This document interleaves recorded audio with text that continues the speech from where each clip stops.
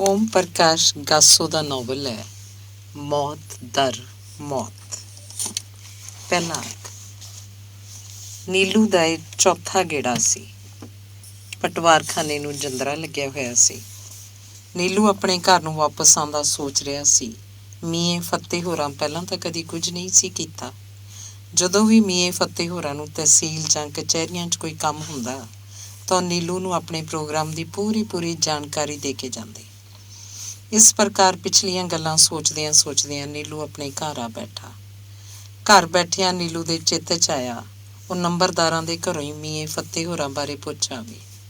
ਸ਼ਾਇਦ ਉਹਨਾਂ ਦੇ ਕਿਸੇ ਮੁਕੱਦਮੇ ਦੀ ਕੋਈ ਸ਼ਹਾਦਤ ਨਾ ਆਪੀ ਹੋਵੇ। ਜਦੋਂ ਕਦੇ ਨੰਬਰਦਾਰਾਂ ਦੇ ਮੁਕੱਦਮੇ ਦੀ ਅਜਿਹੀ ਕੋਈ ਫੌਰੀ ਸ਼ਹਾਦਤ ਆ ਜਾਂਦੀ ਤਾਂ ਮੀਆਂ ਫਤਿਹਦੀਨ ਉੱਥੇ ਸ਼ਹਿਰ ਦੇ ਕਿਰਾਏ ਵਾਲੇ ਮਕਾਨ 'ਚ ਹੀ ਰਹਿ ਪੈਂਦਾ।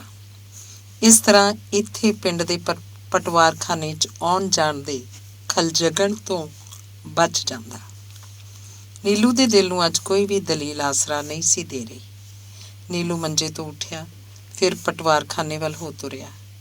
ਪਟਵਾਰਖਾਨੇ ਵੱਲ ਜਾ ਰਹੇ ਨੀਲੂ ਵੱਲ ਉਹਦੀ ਮਾਂ ਜੈਦੀ ਨੇ ਭਾਰੀ ਤੇ ਭਰੀਆਂ ਅੱਖਾਂ ਨਾਲ ਵੇਖਿਆ। ਨੀਲੂ ਦੀ ਮਾਂ ਜੈਦੀ ਆਪਣੇ ਪੁੱਤ ਦੀ ਇਸ ਪ੍ਰਕਾਰ ਦੀ ਗੁੰਮਸੁੰਮ ਜਿਹੀ ਹਾਲਤ ਵੇਖ ਕੇ ਆਪਣੇ ਆਪ 'ਚ ਇੰਝ ਮਹਿਸੂਸ ਕਰਦੀ ਜਿਵੇਂ ਉਹ ਕਿਤੇ ਰੋਹੀ ਬੀਆਬਾਨ ਦੀ ਉਜਾੜ ਥਾਂ ਉੱਤੇ ਵੱਡੇ ਕਾਕੜਿਆਂ ਵਾਲੇ ਮੀਂਹ 'ਚ ਘਿਰ ਗਈ ਹੋਵੇ। ਨੀਲੂ ਪਟਵਾਰਖਾਨੇ ਵੱਲ ਵੱਧਦਾ ਜਾ ਰਿਹਾ ਸੀ ਤੇ ਨੀਲੂ ਦੀ ਮਾਂ ਜੈਦੀ ਵੱਡੇ ਲਾਣੇ ਵਾਲਿਆਂ ਦੇ ਮੁੰਡੇ ਦੇ ਮੰਗਣੇ ਦਾ ਅਗਲੇ ਅਗਵਾੜ ਸੱਦਾ ਦੇਣ ਤੁਰ ਪਈ। ਨੀਲੂ ਨੂੰ ਆਪਣੇ ਸਕੂਲ ਦੀਆਂ ਗਰਮੀ ਦੀਆਂ ਛੁੱਟੀਆਂ ਇਸ ਤੋਂ ਪਹਿਲਾਂ ਕਦੇ ਵੀ ਇੰਨੀਆਂ ਭਾਰੀਆਂ ਨਹੀਂ ਸੀ ਲੱਗੀਆਂ। ਹੁਣ ਤਾਂ ਹਰ ਸਾਲ ਇਹ ਛੁੱਟੀਆਂ ਵੱਧ ਤੋਂ ਬੱਦਤਰ ਤੇ ਭਾਰੀ ਤੋਂ ਬੇਹੱਦ ਭਾਰੀ ਬਣਦੀਆਂ ਜਾ ਰਹੀਆਂ ਸਨ। ਸਕੂਲ 'ਚ ਛੁੱਟੀਆਂ ਹੋਣ ਤੋਂ ਪਹਿਲਾਂ ਵੀ ਨੀਲੂ ਨੂੰ ਆਪਣੇ ਨਾਲ ਦੇ ਕੁਝ ਉਹ ਅਧਿਆਪਕ ਜਿਹੜੇ ਕੁੱਲ ਹੋਰ ਸਨ ਤੇ ਅੱਜ ਕੁਝ ਹੋਰ ਬਣ ਗਏ ਚੇਤੇ ਆਉਂਦੇ ਰਹਿੰਦੇ। ਨੀਲੂ ਨੂੰ ਆਪਣੇ ਨਾਲ ਦੇ ਇਹਨਾਂ ਕੁਝ ਕੁ ਅਧਿਆਪਕਾਂ ਦਾ ਇਹ ਫਾਰਮੂਲਾ ਸਮਝ ਨਹੀਂ ਸੀ ਆ ਰਿਹਾ। ਦੁਖੀ ਦਿਲ ਤੇ ਭਾਰੀ ਦਿਮਾਗ ਨਾਲ ਨੀਲੂ ਸਕੂਲ 'ਚ ਬੈਠਾ ਵੀ ਕਿੰਨਾ ਕੁਝ ਸੋਚਦਾ ਰਹਿੰਦਾ। ਸੋਚਦਿਆਂ ਇੱਕ ਦਿਨ ਸਕੂਲ 'ਚ ਬੈਠਿਆਂ ਹੀ ਉਹਦੇ ਮੂੰਹ ਆਪ ਮੁਹਾਰੇ ਆਹ ਬੁੱਲਾਂ ਤੋਂ ਬਾਹਰ ਆ ਗਏ। ਯਾਰ, ਦਾੜੀ ਤਾਂ ਉਹਦੀ ਵੀ ਬਹੁਤ ਲੰਮੀ ਹੈ। ਉਹਦੇ ਵੀ ਤਾਂ 60 ਵਰ੍ਹਿਆਂ ਤੋਂ ਗਾਤਰਾ ਸਜਿਆ ਹੋਇਆ। ਉਹ ਕਿੱਡਾ ਵੱਡਾ ਤੇ ਮਹਾਨ ਸਿੱਖ ਹੈ, ਪਰ ਉਹਨੇ ਤਾਂ ਆਹ ਜਿਹੜਾ ਅੱਜ ਕੱਲ੍ਹ ਆਖਿਆ ਜਾ ਰਿਹਾ ਹੈ ਅਜਿਹਾ ਕਦੇ ਕੁਝ ਨਹੀਂ ਆਖਿਆ। ਨੀਲੂ ਦੇ ਬੁੱਲਾਂ 'ਚੋਂ ਬੋਲ ਬਾਹਰ ਨਿਕਲਣ ਦੀ ਦੇਰ ਸੀ। ਨਾਲ ਦੀ ਕੁਰਸੀ ਤੇ ਬੈਠੇ ਇੱਕ ਅਧਿਆਪਕ ਜਿਹਨੂੰ ਉਦਮੂਲ ਦੀ ਅੱਲ ਨਾਲ ਸੱਦਿਆ ਜਾਂਦਾ ਸੀ ਨੇ ਗੱਲ ਚੁੱਕ ਲਈ।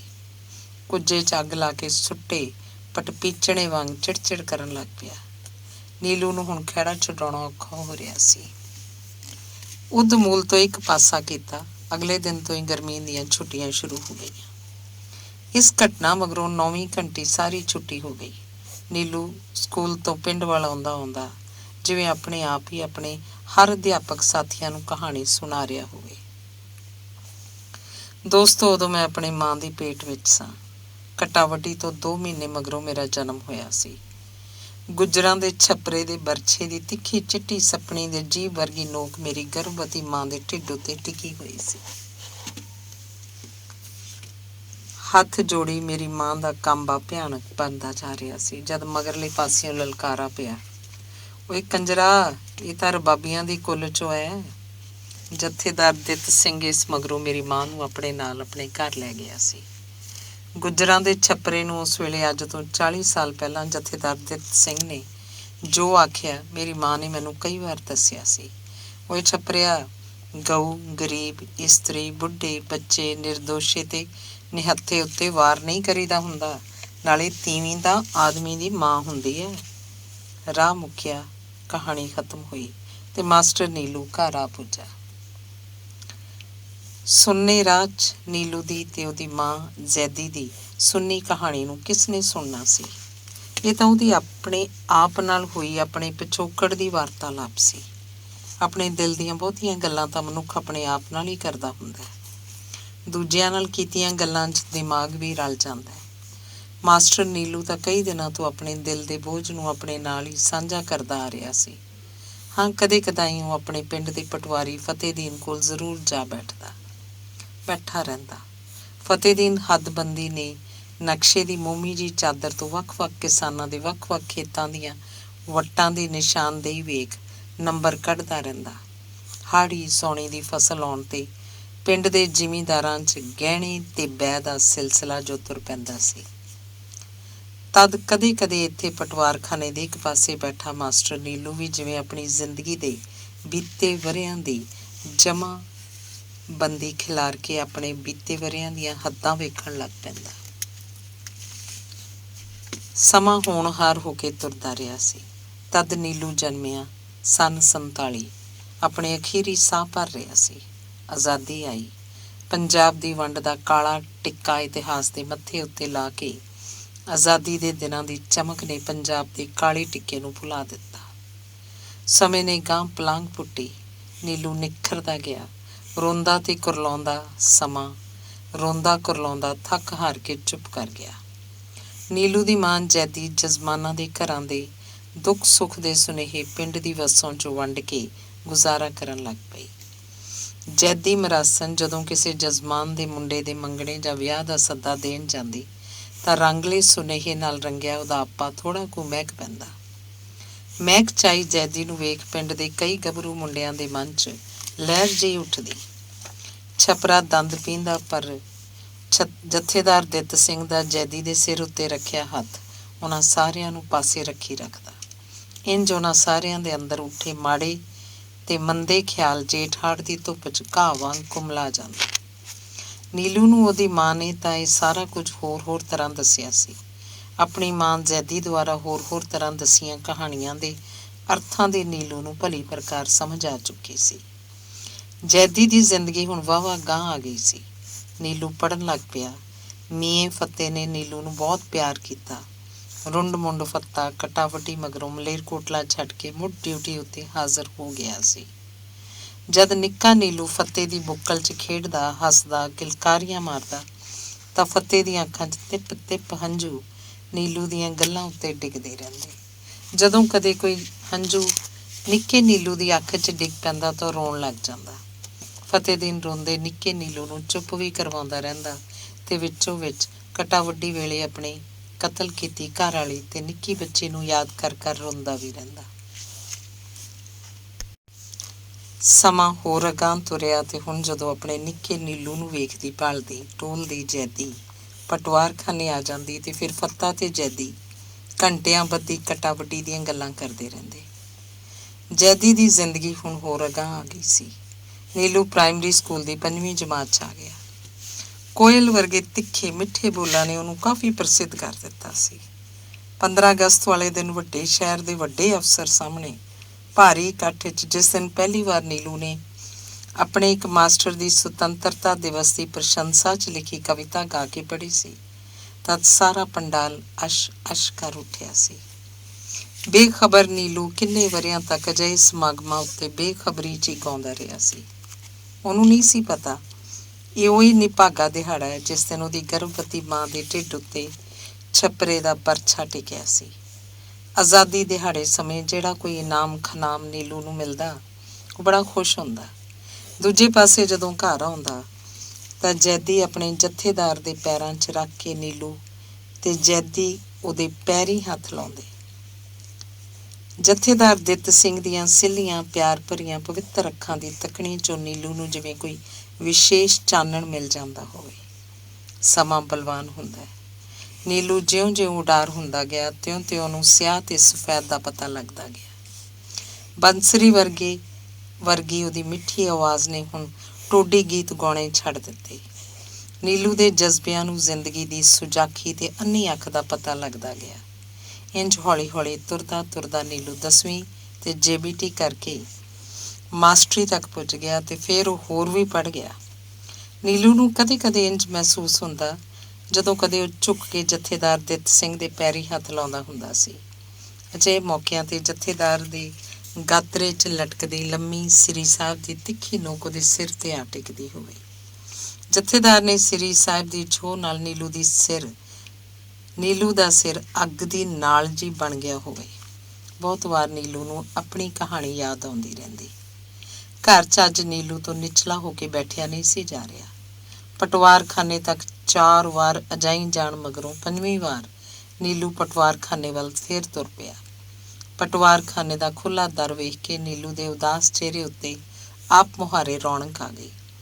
ਪਟਵਾਰਖਾਨੇ ਦਾ ਦਰ ਲੰਘਣ ਸਾਰ ਨੀਲੂ ਬੋਲ ਪਿਆ, ਲਓ ਵੇਖ ਲਓ ਮੀਆਂ ਜੀ, 5 'ਚ ਪਰਮੇਸ਼ਰ ਹੁੰਦੇ ਹੋ ਗਏ ਨਾ ਦੀਦਾਰ 5ਵੀਂ ਵਾਰ। ਅੰਦਰੋਂ ਮੀਆਂ ਫਤਿਹਦੀਨ ਪਟਵਾਰੀ ਬੋਲਿਆ, ਆਜੋ ਮਾਸਟਰ ਜੀ, ਆਜੋ ਲੰਘ ਆਓ।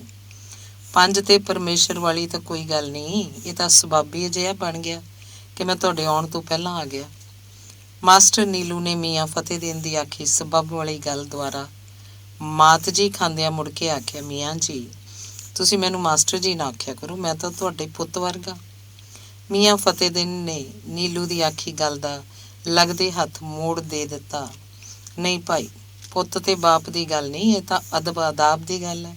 ਪਰ ਚੱਲ ਫਿਰ ਮੇਰਾ ਕੀ ਹੈ, ਅਦਬ ਦੀ ਥਾਵੇਂ ਪਿਆਰ ਸਹੀ, ਮੈਂ ਤੈਨੂੰ ਨੀਲੂ ਸ਼ਾਹ ਆਖਦਿਆਂ ਕਰਾਂਗਾ।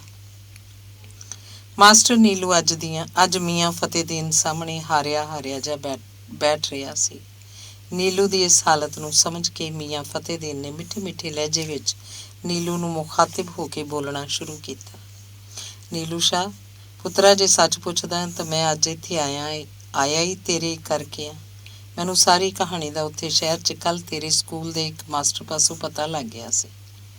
ਜਿਉਂ ਹੀ ਸਬ ਜੱਜ ਦੀ ਕਚਹਿਰੀ 'ਚ ਮੇਰੀ ਗਵਾਹੀ ਹੋਈ, ਮੈਂ ਆਪਣਾ ਬਸਤਾ ਚੁੱਕਿਆ ਤੇ ਸਭ ਤੋਂ ਪਹਿਲਾਂ ਮਿਲੀ ਬੱਸ ਰਾਹੀਂ ਇੱਥੇ ਤੇਰੇ ਕੋਲ ਆ ਗਿਆ। ਜੇ ਤੂੰ ਨਾ ਆਉਂਦਾ ਤਾਂ ਮੈਂ ਆਪ ਤੇਰੇ ਵੱਲ ਆ ਜਾਣਾ ਸੀ। ਨੀਲੂ ਸ਼ਾਹ, ਅੱਜ ਤੋਂ ਪਹਿਲਾਂ ਮੈਂ ਕਦੇ ਵੀ ਤੇਰੇ ਨਾਲ ਤੇਰੇ ਸਕੂਲ ਦੀ ਗੱਲ ਨਹੀਂ ਕੀਤੀ, ਪਰ ਮੈਨੂੰ ਤੁਹਾਡੇ ਸਕੂਲ ਦੀ ਨਿੱਕੀ ਨਿੱਕੀ ਗੱਲ ਦਾ ਪਤਾ ਲੱਗਦਾ ਰਹਿੰਦਾ ਸੀ, ਉਸ ਸ਼ਹਿਰ ਵਾਲੇ ਵਲੈਤੀ ਮਾਸਟਰ ਤੋਂ। ਤੈਨੂੰ ਉਦਮੂਲ ਨੇ ਬੁਰਾ ਭਲਾ ਆਖਿਆ ਨਹੀਂ, ਸਗੋਂ ਅਖਵਾਇਆ ਗਿਆ ਹੈ। ਉੱਥੇ ਇੱਕ ਹੋਰ ਸ਼ੈਤਾਨ ਦੀ ਟੂਟੀ ਹੈ।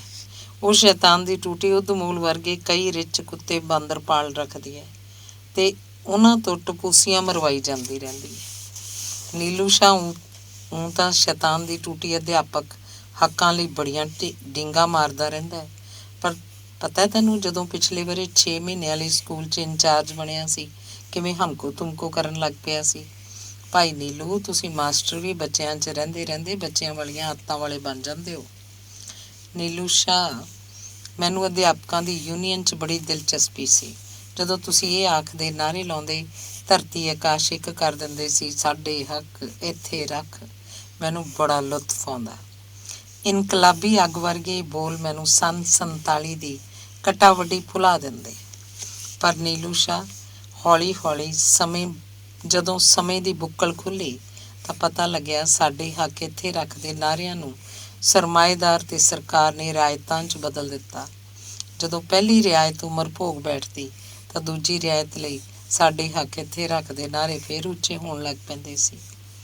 ਨੀਲੂ ਸ਼ਾਹ, ਭਾਈ, ਜਿਨ੍ਹਾਂ ਕਰੋੜਾਂ ਲੋਕਾਂ ਨੂੰ ਆਪਣੇ ਸੁਤੰਤਰ ਦੇਸ਼ 'ਚੋਂ ਉਹਨਾਂ ਦੇ ਹੱਕ ਨਹੀਂ ਮਿਲੇ, ਉਹ ਤਾਂ ਅਜੇ ਤੱਕ ਸੜਕਾਂ, ਰਾਹਾਂ ਤੇ ਮੈਦਾਨਾਂ ਤੋਂ ਬੇਖਬਰ ਬਹੁਤ ਦੂਰ ਖੜੇ ਨੇ। ਅਜੇ ਤਾਂ ਉਹਨਾਂ ਦੀ ਜ਼ਬਾਨ ਨੇ ਹੱਕ ਸ਼ਬਦ ਵੀ ਨਹੀਂ ਸਿੱਖਿਆ। ਨੀਲੂ, ਮੈਨੂੰ ਤੇਰੇ ਮਹਿਕਮੇ 'ਚ ਤਾਂ ਥੋੜ੍ਹੀ ਬਹੁਤ ਤੇਰੇ ਕਰਕੇ ਦਿਲਚਸਪੀ ਹੈ। ਮੈਨੂੰ ਤਾਂ ਬਸ ਮੇਰੇ ਆਪਣੇ ਮਹਿਕਮੇ ਦਾ ਹੀ ਪਤਾ ਹੈ ਬਈ ਉੱਥੇ ਤਾਂ ਚਪੜਾਸੀ ਤੋਂ ਲੈ ਕੇ ਕਮਿਸ਼ਨਰ ਤੱਕ ਦਾਗੀ ਹਨ। ਕਈ ਤਾਂ ਇੰਨੇ ਦਾਗੀ ਨੇ ਵੀ ਬਸ ਸੜ ਗਲ ਚੱਲੇ ਨੇ। ਉੱਥੇ ਸ਼ਹਿਰ 'ਚ ਜਿਨ੍ਹਾਂ ਦੇ ਚੁਬਾਰੇ 'ਚ ਮੈਂ ਰਹਿੰਦਾ, ਉਹਨਾਂ ਦਾ ਇੱਕ ਮੁੰਡਾ ਤੇਰੇ ਸਕੂਲ 'ਚ ਮਾਸਟਰ ਲੱਗਿਆ ਹੋਇਆ। ਬਸ ਜਦ ਕਦੇ ਉਹ ਬੋਲਣ ਲੱਗੇਗਾ ਬੋਲੀ ਹੀ ਜਾਏਗਾ। ਉਹ ਬੋਲੀ ਜਾਊ, ਦੱਸੀ ਜਾਊ, ਵੇਖੋ ਮੀਆਂ ਜੀ, ਹੁਣ ਤਾਂ ਸਾਡੇ ਸਕੂਲ 'ਚ ਉਤਲੀ ਹੇਠਾਂ ਹੈ ਤੇ ਹੇਠਾਂ ਉਤਲੀ ਆ ਗਈ ਹੈ। ਨੀਲੂ ਸ਼ਾਹ, ਉਹ ਮੁੰਡਿਆਂ ਦੁਆਰਾ ਰੱਖੇ ਨਾਵਾਂ ਨਾਲ ਮਾਸਟਰਾਂ ਦੇ ਨਾਂ ਲੈ ਗਲੀਜ਼ ਤੇ ਬੇਥਵੀਆਂ ਜੀਆਂ ਮਾਰਦਾ ਰਹੋ। ਵੇਖੋ ਨਾ ਮੀਆਂ ਜੀ, ਉਹ ਫਿਤਨਾ ਮਾਸਟਰ ਹੈ ਨਾ, ਜਿਹੜਾ ਉਹਨੇ ਤਾਂ ਉਹ ਸਕੂਲ ਨੂੰ ਮੰਡੀ ਬਣਾ ਰੱਖਿਆ, ਜਿਵੇਂ ਅਮਰੀਕਾ ਨੇ ਪਾਕਿਸਤਾਨ ਨੂੰ। ਐਤਕੀ ਉਹਨੇ 30,000 ਦੀ ਟਿਊਸ਼ਨ ਕੀਤੀ ਹੋ। ਮਗਰੂਰੀ ਉਸ 'ਚ ਇੰਨੀ ਹੈ ਬਈ ਉਹ ਆਪ ਨਾ ਕਿਸੇ ਨੂੰ ਪਹਿਲੇ ਵਿਸ਼ ਕਰੇ, ਲੂਣ ਉਸ 'ਚ ਇਹ ਲੱਗੀ ਰਹੋ ਵੀ ਦੂਜੇ ਉਹਨੂੰ ਕਦ ਵਿਸ਼ ਕਰਦੇ ਆ। ਸੁਣਿਆ ਤੁਹਾਡਾ ਉਦਮੂਲ ਵੀ ਉਹਦੇ ਇਸ਼ਾਰਿਆਂ 'ਤੇ ਨੱਚਦਾ। ਨੀਲੂ ਸ਼ਾਹ, ਮੈਂ ਉਸ ਘਰ 'ਚ ਮੁਲਕ ਦੀ ਵੰਡ ਵੇਲੇ ਤੋਂ ਹੀ ਕਿਰਾਏਦਾਰ ਹਾਂ। ਉਹਨਾਂ ਦਾ ਉਹ ਨਲੀ ਚੋਚੋ ਗਿੱਦੜ ਜਿਹਾ ਮੁੰਡਾ ਮੇਰੇ ਵੇਖਦੇ ਹੀ ਜੰਮਿਆ, ਪੜ੍ਹਿਆ, ਮਹਾਜਨਾਂ ਦਾ ਮੁੰਡਾ ਹੋਣ ਕਰਕੇ 2 ਲੱਖ 'ਚ ਵਿਕਿਆ। ਇੱਕ ਦਿਨ ਮੈਂ ਹੱਸਦਿਆਂ ਉਹਨੂੰ ਆਖਿਆ, ਕਿਉਂ ਬਈ, ਤੂੰ ਮੁੰਡਾ ਹੈ ਜਾਂ ਕੋਈ ਸੌਦਾ? ਨੀਲੂ ਸ਼ਾਹ, ਉਹਨੂੰ ਸੌਦੇ ਦਾ ਪਤਾ ਨਹੀਂ ਸੀ ਲੱਗਿਆ। ਮੈਂ ਖੂਬ ਹੱਸਦਾ ਰਿਹਾ। ਸੋ ਭਾਈ ਮੈਨੂੰ ਉਸ ਸੌਦੇ ਰਾਹੀਂ ਦੱਸੀਆਂ ਸਾਰੀਆਂ ਗੱਲਾਂ ਦਾ ਬਹੁਤ ਇਤਬਾਰ ਨਹੀਂ, ਪਰ ਪਿਛਲੇ ਵਰੇ ਇੱਕ ਦਿਨ ਉਹ ਮੇਰੇ ਚੁਬਾਰੇ ਦੀਆਂ ਬਾਹਰਲੀਆਂ ਪੌੜੀਆਂ ਥਾਈਂ ਮੇਰੇ ਕੋਲ ਆ ਬੈਠਾ। ਅੱਜ ਮੈਨੂੰ ਉਹ ਸੌਂਦਾ ਨਹੀਂ, ਅੱਜ ਉਹ ਮੈਨੂੰ ਸੌਦਾ ਨਹੀਂ ਸਿਆਣਾ ਸਿਆਣਾ ਲੱਗ ਰਿਹਾ ਸੀ। ਨੀਲੂ ਸ਼ਾਹ ਜੋ ਭਾਰੀ ਭਾਰੀ ਤੇ ਉਦਾਸ ਸੀ। ਸੌਦੇ, ਛਿੱਕਲ ਤੇ ਗਿੱਟਲ ਉਦਾਸ ਨਹੀਂ ਹੁੰਦੇ। ਸੋਚ ਤੇ ਉਦਾਸੀ ਤਾਂ ਸਿਆਣਿਆਂ ਨੂੰ ਹੁੰਦੀ ਹੈ। ਅੱਜ ਉਹ ਦੁਖੀ ਸੀ। ਬਾਣੀਆਂ ਦਾ ਮੁੰਡਾ ਵਪਾਰ ਦੇ ਘਾਟੇ ਕਾਰਨ ਦੁਖੀ ਹੋ ਸਕਦਾ ਹੈ, ਪਰ ਇਹਦਾ ਅੱਜ ਵਾਲਾ ਦੁਖੀ ਦਿਲ ਤਾਂ ਕਿਸੇ ਡੂੰਘੀ ਸੱਟ ਕਰਕੇ ਦੁਖੀ ਸੀ। ਮੈਂ ਧਰਵਾਸ ਵਾਲੇ ਸ਼ਬਦਾਂ ਨਾਲ ਉਹਨੂੰ ਉਗਾਸਿਆ, ਕਿਉਂ ਭਾਈ ਵਲੈਤੀ ਰਾਮਾ, ਅੱਜ ਕੀ ਕੋਈ ਤੇਰੇ ਸਕੂਲ 'ਚ ਲੜਾਈ ਝਗੜਾ ਤਾਂ ਨਹੀਂ ਹੋ ਗਿਆ? ਅੱਜ ਤਾਂ ਤੂੰ ਬਹੁਤਾ ਹੀ ਭਾਰੀ ਭਾਰੀ ਹੋਇਆ ਬੈਠਾ।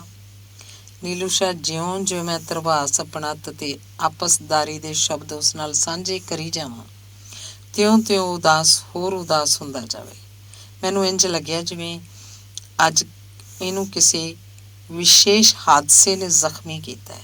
ਕੋਈ ਨਾ ਕੋਈ ਸੱਟ ਉਹਦੇ ਮਨ 'ਤੇ ਵੱਜੀ ਲੱਗਦੀ ਸੀ।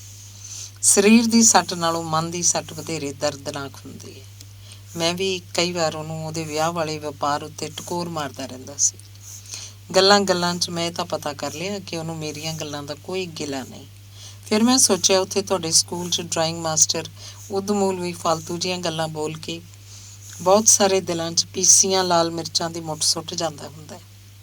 ਸ਼ਾਇਦ ਉਹੀ ਅਜਿਹੀ ਕੋਈ ਊਤ ਸ਼ੈਤਾਨੀਅਤ ਨਾ ਕਰ ਗਿਆ ਹੋਵੇ। ਨੀਲੂ ਸ਼ਾਹ ਤੋਂ ਪਹਿਲਾਂ ਕਿ ਮੈਂ ਵਲੈਤੀ ਨਾਲ ਇਸ ਭੇਦ ਦੀ ਜਾਣਕਾਰੀ ਲਈ ਪਹਿਲ ਕਰਦਾ, ਮੈਨੂੰ ਉਹਨੇ ਆਪ ਹੀ ਦੱਸਣਾ ਸ਼ੁਰੂ ਕਰ ਦਿੱਤਾ। ਨੀਲੂ ਸ਼ਾਹ, ਮੈਂ ਬੜਾ ਹੈਰਾਨ ਸੀ। ਵਲੈਤੀ ਇੱਕ ਸਧਾਰਨ ਜਿਹਾ ਮਾਸਟਰ ਇਸ ਤਰ੍ਹਾਂ ਜ਼ਖਮੀ ਹੋਇਆ ਮੈਨੂੰ ਮਿਲੇਗਾ। ਅੱਜ ਉਹਦੇ ਬੋਲਾਂ 'ਚ ਬੜੀ ਸੰਜੀਦਗੀ ਸੀ। ਉਹ ਅਟਕ ਅਟਕ ਕੇ ਬੋਲ ਰਿਹਾ ਸੀ, ਬਿਲਕੁਲ ਇੰਝ ਜਿਵੇਂ ਉਹਦੇ ਦਿਲ 'ਚ ਪੀਸੀਆਂ ਹੋਈਆਂ ਲਾਲ ਮਿਰਚਾਂ ਦੀ ਮੁੱਠੀ ਕਿਸੇ ਨੇ ਸੁੱਟ ਦਿੱਤੀ ਹੋ।